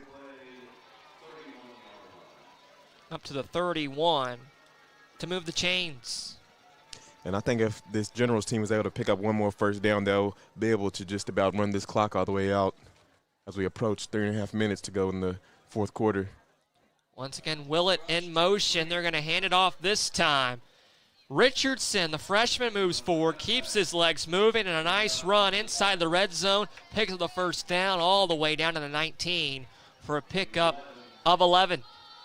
Yeah, strong run right there, putting the freshman back in, Tyree Richardson, and picking up where Stevens left off, picking up a good gain again. We got an injured body down, a long drive for Lafayette trying to saw it away, and an injured body for Henry Clay. So we'll break. 3:19 left in the fourth. Lafayette trying to close the book and head home with a victory. They're up 37-14 on Glycat. Partner that delivers big results with a small business touch? Meet Strat BPO, a joint venture combining 49 years of federal contracting experience with the agility of being woman-owned. We provide scalable business process outsourcing and contact center solutions with top-tier compliance and people-first service. We are 400-plus employees strong, ISO certified, and FSMA compliant. Now hiring in Clark County, bringing 400 new jobs and a bold commitment to community growth. Strat BPO, small business certified, large business proven. You're watching Central Kentucky High School football on Glycod. 37-14 with 3:19 to go in the fourth. An injured player down for Henry Clay. And it looks like the injured player is Vinnie Kirk, who had that big interception for Henry Clay in the third quarter. Let's hope that he's okay. Seen a couple players get hurt here tonight. So Lafayette trying to salt it away, possibly put 40 across the board, but more importantly, pick up their fourth win on the year, and they're 3:19 away from doing so, and have it 1st and 10 in the red zone at the 19-yard line of the Blue Devils. Kondo back out there once again from the shotgun, running back to his hip. Sends a man in motion, and Willett, he's going to do the end around out towards the right side, now moves forward to the middle of the field. And another flag. We'll check the penalty, picked up about 5 or 6. This is more than likely on Lafayette. And you just hate getting penalties at this point in the game when it's just about determined. Again, good job by Willett right there on the. It's going to be a holding on Lafayette, push them back here on first down. Going deep into that bench, KJ, we've seen Willett, some guys who don't get a whole lot of playing time. And nice to see that, especially against your rival, get a chance out there to get in the ball game tonight. Yeah, and Willett only a sophomore, and again, we've been seeing Tyree Richardson getting a lot of carries, and this is the point when you do want to let your young guys get that varsity experience because they're going to be the ones starting on varsity in the years to come. High snap, Kondo trying to hand it off, now just going to run with it. Out left side, and he's wrapped up back around the 30. Yeah, good tackle right there.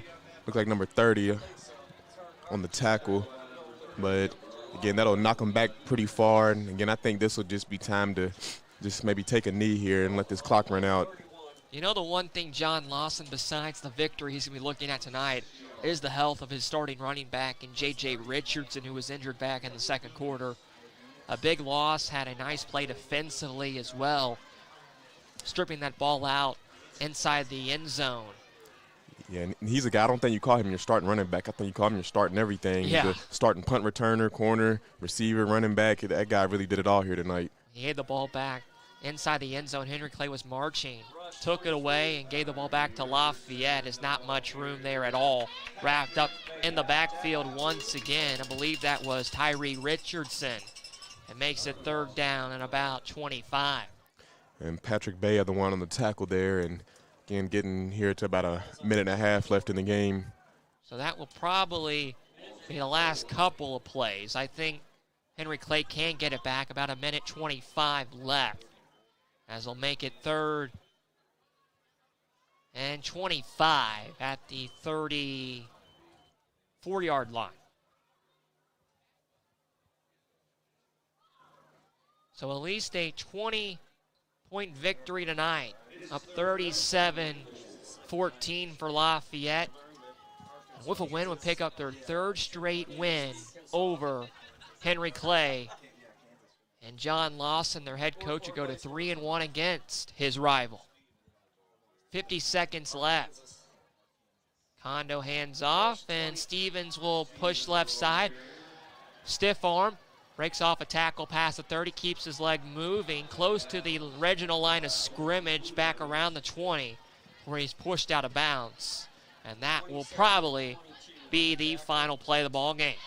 And I think that's a good final play here for Lafayette. Some strong running. So Stevens will run it out. The clock will run down, and this game will expire with a victory for Lafayette. They'll go to 4-3 on the year, win their last 3 of 4. And the Blue Devils, after their big win 2 weeks ago, winning their first game under their new head coach, will drop to 1-6 on homecoming night. Teams will shake hands. We'll come back to the post-game show. Wrap it up in Lexington, 37-14. Lafayette wins it here on Glycap. Listen up. In a world overwhelmed by noise, we live life on simpler terms. Our terms. No agendas, no drama. Our road, our rules. Let's ride. For any of your window, door, and siding needs, contact the team at Elite Building Products. Their factory-certified, licensed, and insured contractors have been installing energy-efficient windows and doors for over 30 years. They also offer energy tax credits and military veteran discounts. Locally owned and open weekdays at 242 Wilson Drive, just off of the 27 bypass. For a free estimate, call 859-887-2440. Elite Building Products.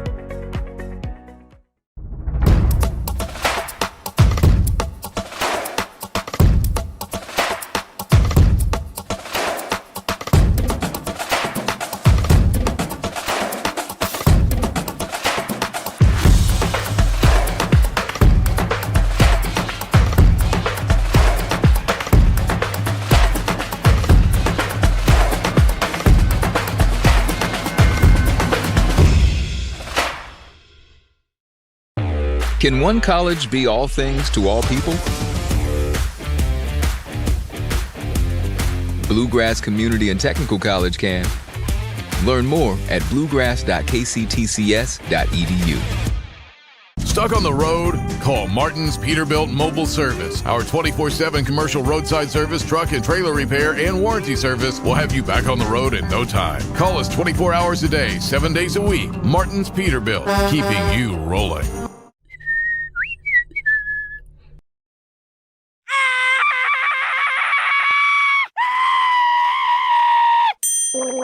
Leaves and other dirt and grime are no match against the experts at Suntime Pools, your BioGuard dealer. Weekly service, computerized water testing, or just need advice. Our reputation has made us the company of choice for all your pool needs. Visit us today for a full line of BioGuard swimming pool products.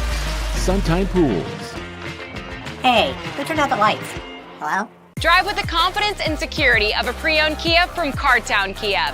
This incredible certification package is loaded with a 5-year, 60,000-mile bumper-to-bumper warranty, a 10-year, 100,000-mile powertrain warranty, 10 years of national roadside assistance, and 2 years of free maintenance. Choose from over 70 certified pre-owned Kias or over 1,000 vehicles of all makes and models. It's new car driving at used cars prices with certified pre-owned Kias from CartownKiaUSA.com. Tonight's post-game recap is brought to you by Cartown Kia, your dealership for unmatched design, performance, and savings at 3120 Lexington Road in Nicholasville. Visit them online at CartownKiaUSA.com. Back on Glycott as the post-game show with you now. KJ Jones, I'm John Baldridge. It was an exciting first half, but all second half and the whole second half went to Lafayette as they picked up a victory. KJ, your thoughts from this ball game? I mean, a lot of mixed thoughts here. Really competitive first half. I feel like Henry Clay had a lot of mistakes that they needed to clean up. I feel like that turnover, the fumble on the first drive, I feel like that really just changed the dynamic of the game and really just kind of took the momentum away from Henry Clay. And then I feel like Lafayette, they really came to their own today, had a lot of weapons. They're very versatile, had their main guy go down, but still had a very powerful in the second half. 37-14 final, yeah, and it was a close ball game, especially go back to that first drive. You got all the way down to the red zone, a long 10-minute drive for Henry Clay. Fumbled the football. They were working their way into the end zone when the ball was stripped out of the hands and taken away by J.J. Richardson, who had a very good first half, scored the first touchdown, went down with injury in the second quarter for Lafayette. Then they got 6 points later in that second quarter, made it 14-0 after a touchdown in the second for the Generals. But all second half went to Lafayette, as I mentioned, a 63-yard touchdown pass, a 67-yard touchdown pass, as they put 37 across the board, win at 37-14. They're playing very well right now, won their last 3 of 4. Things are really clicking for them, and they got a lot of talent to build on to finish out the regular season. They really do. Just so many guys that made big plays, and I really hope that J.J. Richardson, I hope that he's going to get back healthy because that's a big part of it. And then I feel like Colton Coleman really came to his own also, making a lot of big catches there in the second half. Yeah, Coleman, the junior, stepped up big. You also about the other running backs, Harrison Stevens. I really thought Tyree Richardson, the freshman, really stepped up and had a very strong second half, salting that game away. But it was exciting, and it was a fun ball game we had here tonight in a rivalry matchup. The oldest rivalry here in Lexington belongs for the third straight time to the Lafayette Generals. Tonight's scoreboard is presented by Don Franklin Auto. A lot of good games this evening, and Don Franklin Auto is driven by family. So we'll take a break, come back with scores across the high school football and the stats across the game here tonight when we come back on Glide Cut in a moment. New recruit, take advantage of our apprenticeship program. Come out of our 4-year course debt-free. With health insurance, a guaranteed pension, a degree, and an electrical license. 3 words I'd use to describe the apprenticeship are opportunity, skillful, educational, solid career path, rewarding, beneficial, and a brotherhood. A life-changing opportunity. The cost of school is free. All your books are paid for. You go to school once every 2 weeks. All the other stuff is on-the-job training. The teachers here are great. They're all very, very knowledgeable. They're preparing you for what you're already seeing in the field. If you're struggling with something in school, sometimes your fellow students can help you work through that. Everyone's willing to help each other. It's like a big family. I love being a part of a union, something bigger than myself. This field is so vast. You can find something that you really love to do because there is so much you can do with it. I went from a job to a life-changing career. Power up your potential with the IBEW. We're big fans here in Kentucky of great savings at Cartown Kia. Start the season with a win with savings on an incredible lineup of hot new Kias. Like 2025 Kia Sorento, just $269 a month or buy for 0% financing. Or drive home a new 2025 Kia Seltos, just $209 a month. And win big on hot new 2025 Kia K4. Yours for just $169 a month. $169 a month. Our team is here for your team at Cartown Kia and CartownKiaUSA.com. Are you an HVAC and refrigeration tech looking for new opportunities? Tech24 is your single source for commercial HVAC, refrigeration, and kitchen equipment maintenance all across the country. We have exciting career opportunities with great pay and benefits in your area. To learn more, contact Brad at 864-549-8344 and check us out on the web at mytech24.com. 864-549-8344. A new year means next-level math, but even the best teachers can't always provide the personal attention each child needs. Mathnasium has a solution to help any student excel. Our caring, highly trained instructors use a range of teaching modes that ensure true foundational understanding. We're not about rote memorization. The Mathnasium method develops the critical thinking and problem-solving skills they need to succeed, with the option to learn face-to-face online at home or face-to-face at one of our 1,000 neighborhood learning centers. Mathnasium, we're changing lives through math. Research has shown high school sports to be a great community influence. Join scores of local businesses that have partnered with Glycod in sponsoring live, hometown-oriented sports programming on our video and social media platforms. For more information, email info@glycod.com. Can one college be all things to all people? Bluegrass Community and Technical College can. Learn more at bluegrass.kctcs.edu. You're watching Central Kentucky High School football on Glycod. 37-14, your final here tonight at Henry Clay High School. Lafayette wins it in this rivalry match. We look at tonight's most outstanding players presented by Lexington Outdoor Power Equipment, the right equipment for the right job. We'll start first with, why not the home team? They got those late touchdowns, but weren't able to come out with a victory. But what player, who really stood out to you tonight, KJ? I'd say it's Aiden Houston. I mean, they didn't get the win tonight, but that guy did everything he could to will his team to try to get that win. He made a lot of big plays with his legs, and the play broke down, and he was trying to get the ball to a lot of his guys and really just showed his toughness and grit out there. So I think it goes to Aiden Houston tonight for Henry Clay. Meanwhile, for Lafayette, there's so many guys you could choose. Coleman, Locklear, Grants, Richardson, Kondo. The whole defense stepped up big as well. Is there one guy that really stood out to you? Yeah, J.J. Richardson, even though he got hurt in the first half, the impact that he made on the game. I mean, he had that forced fumble on the first drive, which, in my opinion, completely changed the dynamic of the game because it kept Henry Clay from scoring. He had a receiving touchdown. We've seen him with some big runs. He had a big fourth down run. And then on the play where he got hurt, he actually stopped a fourth down conversion to the big tight end. Henry Morgan laid a good hit on him, and it got him hurt. But, again, the guy was all over the field. He was doing kick return, punt return, playing receiver, running back, so just all over the field. And I think it goes to him tonight for player of the game. Again, tonight's most outstanding players brought to you by Lexington Outdoor Power Equipment, the right equipment for the right job. We'll get into tonight's scoring summary real quick, brought to you by IBEW Local 369. Power up your potential. We talked about J.J. Richardson, had the first points in this ball game, a 70-yard touchdown run, made it 7-0 in the second quarter. 30 straight unanswered by Lafayette, had those big touchdowns, the Locklear and Coleman of 60 yards. Charlie Pinnell did have a 65-yard interception return, made it 30-7, and Paris had that late touchdown, made it 37-14. But the big story tonight, as the rivalry once again, and the matchup once again goes to Lafayette as they win their third straight over Henry Clay. We'll come back, wrap up this post-game show, and go through our schedule next week. We'll take a break, wrap it up in a moment on Glycod. Home of excellent service, support, and satisfaction, Lexington Outdoor Power Equipment is your one-stop mower shop.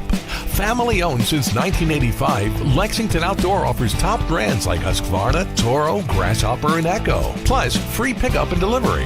Located just 2 miles west of Douglas High School, they're open weekdays and most Saturday mornings. For more info, stop in or visit their website at lexoutdoorpower.com. Lexington Outdoor Power Equipment, the right equipment for the right job. Listen up. In a world overwhelmed by noise, we live life on simpler terms. Our terms. No agendas, no drama. Our road, our rules. Let's ride. Central Kentucky Driving School is raising the bar in driver education because the safety of their students is too important for anything less. Offering driver training for teens and adults, Central Kentucky Driving School will equip you with the skills needed to become a safe and confident driver. A proud community partner, Central Kentucky Driving School invests in their students and families and guides you every step of the way. For more information, give them a call at 859-538-7775 or visit drivecky.com.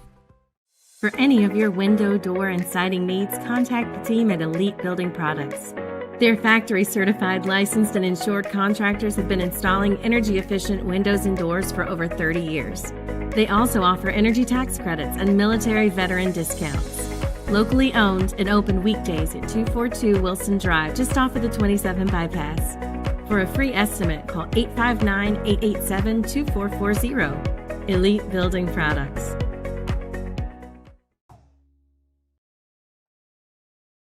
We're here to hear what's what's on your mind. Take this time to talk and get it right.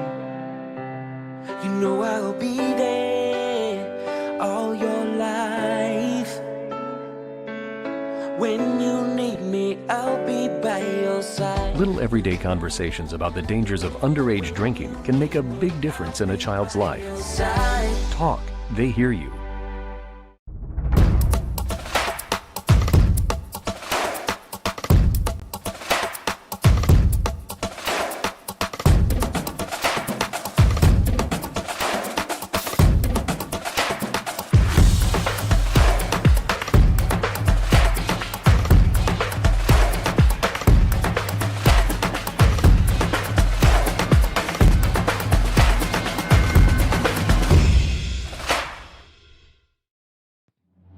This segment of tonight's game is brought to you by Cartown Kia in Nicholasville, movement that inspires, and by Carpenter's Local 1650. Build your winning career today. Back on Glycott as we wrap up the post-game show. 37-14, Lafayette wins it here at Henry Clay. Back with KJ Jones, John Baldridge, all our crew. And it's been an exciting week here on Glycott, as it always is. And look ahead to next week's schedule, brought to you by New Vista. New Vista, they see the good ahead. And KJ, you mentioned you got the week off. Where are you going next week? I'll actually be in Nashville this next weekend. Need some time away. Well, that'd be fun. A lot of big games you can see on the Glycott docket across your television or wherever you're listening right now for next week. We appreciate you being with us for all our crew. KJ, it's been great working with you, and hope to see you down the road. All right, for sure. Great working with you, too.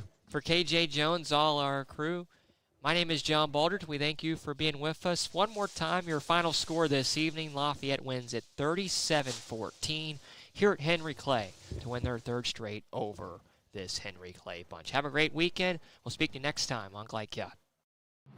From Glycott, this has been Central Kentucky High School Football. Tonight's game was brought to you by Bluegrass Community and Technical College. College for your world. Man of War Harley-Davidson. 100% Kentucky owned and operated. IBEW Local 369. Power up your potential. New Vista. We see the good ahead.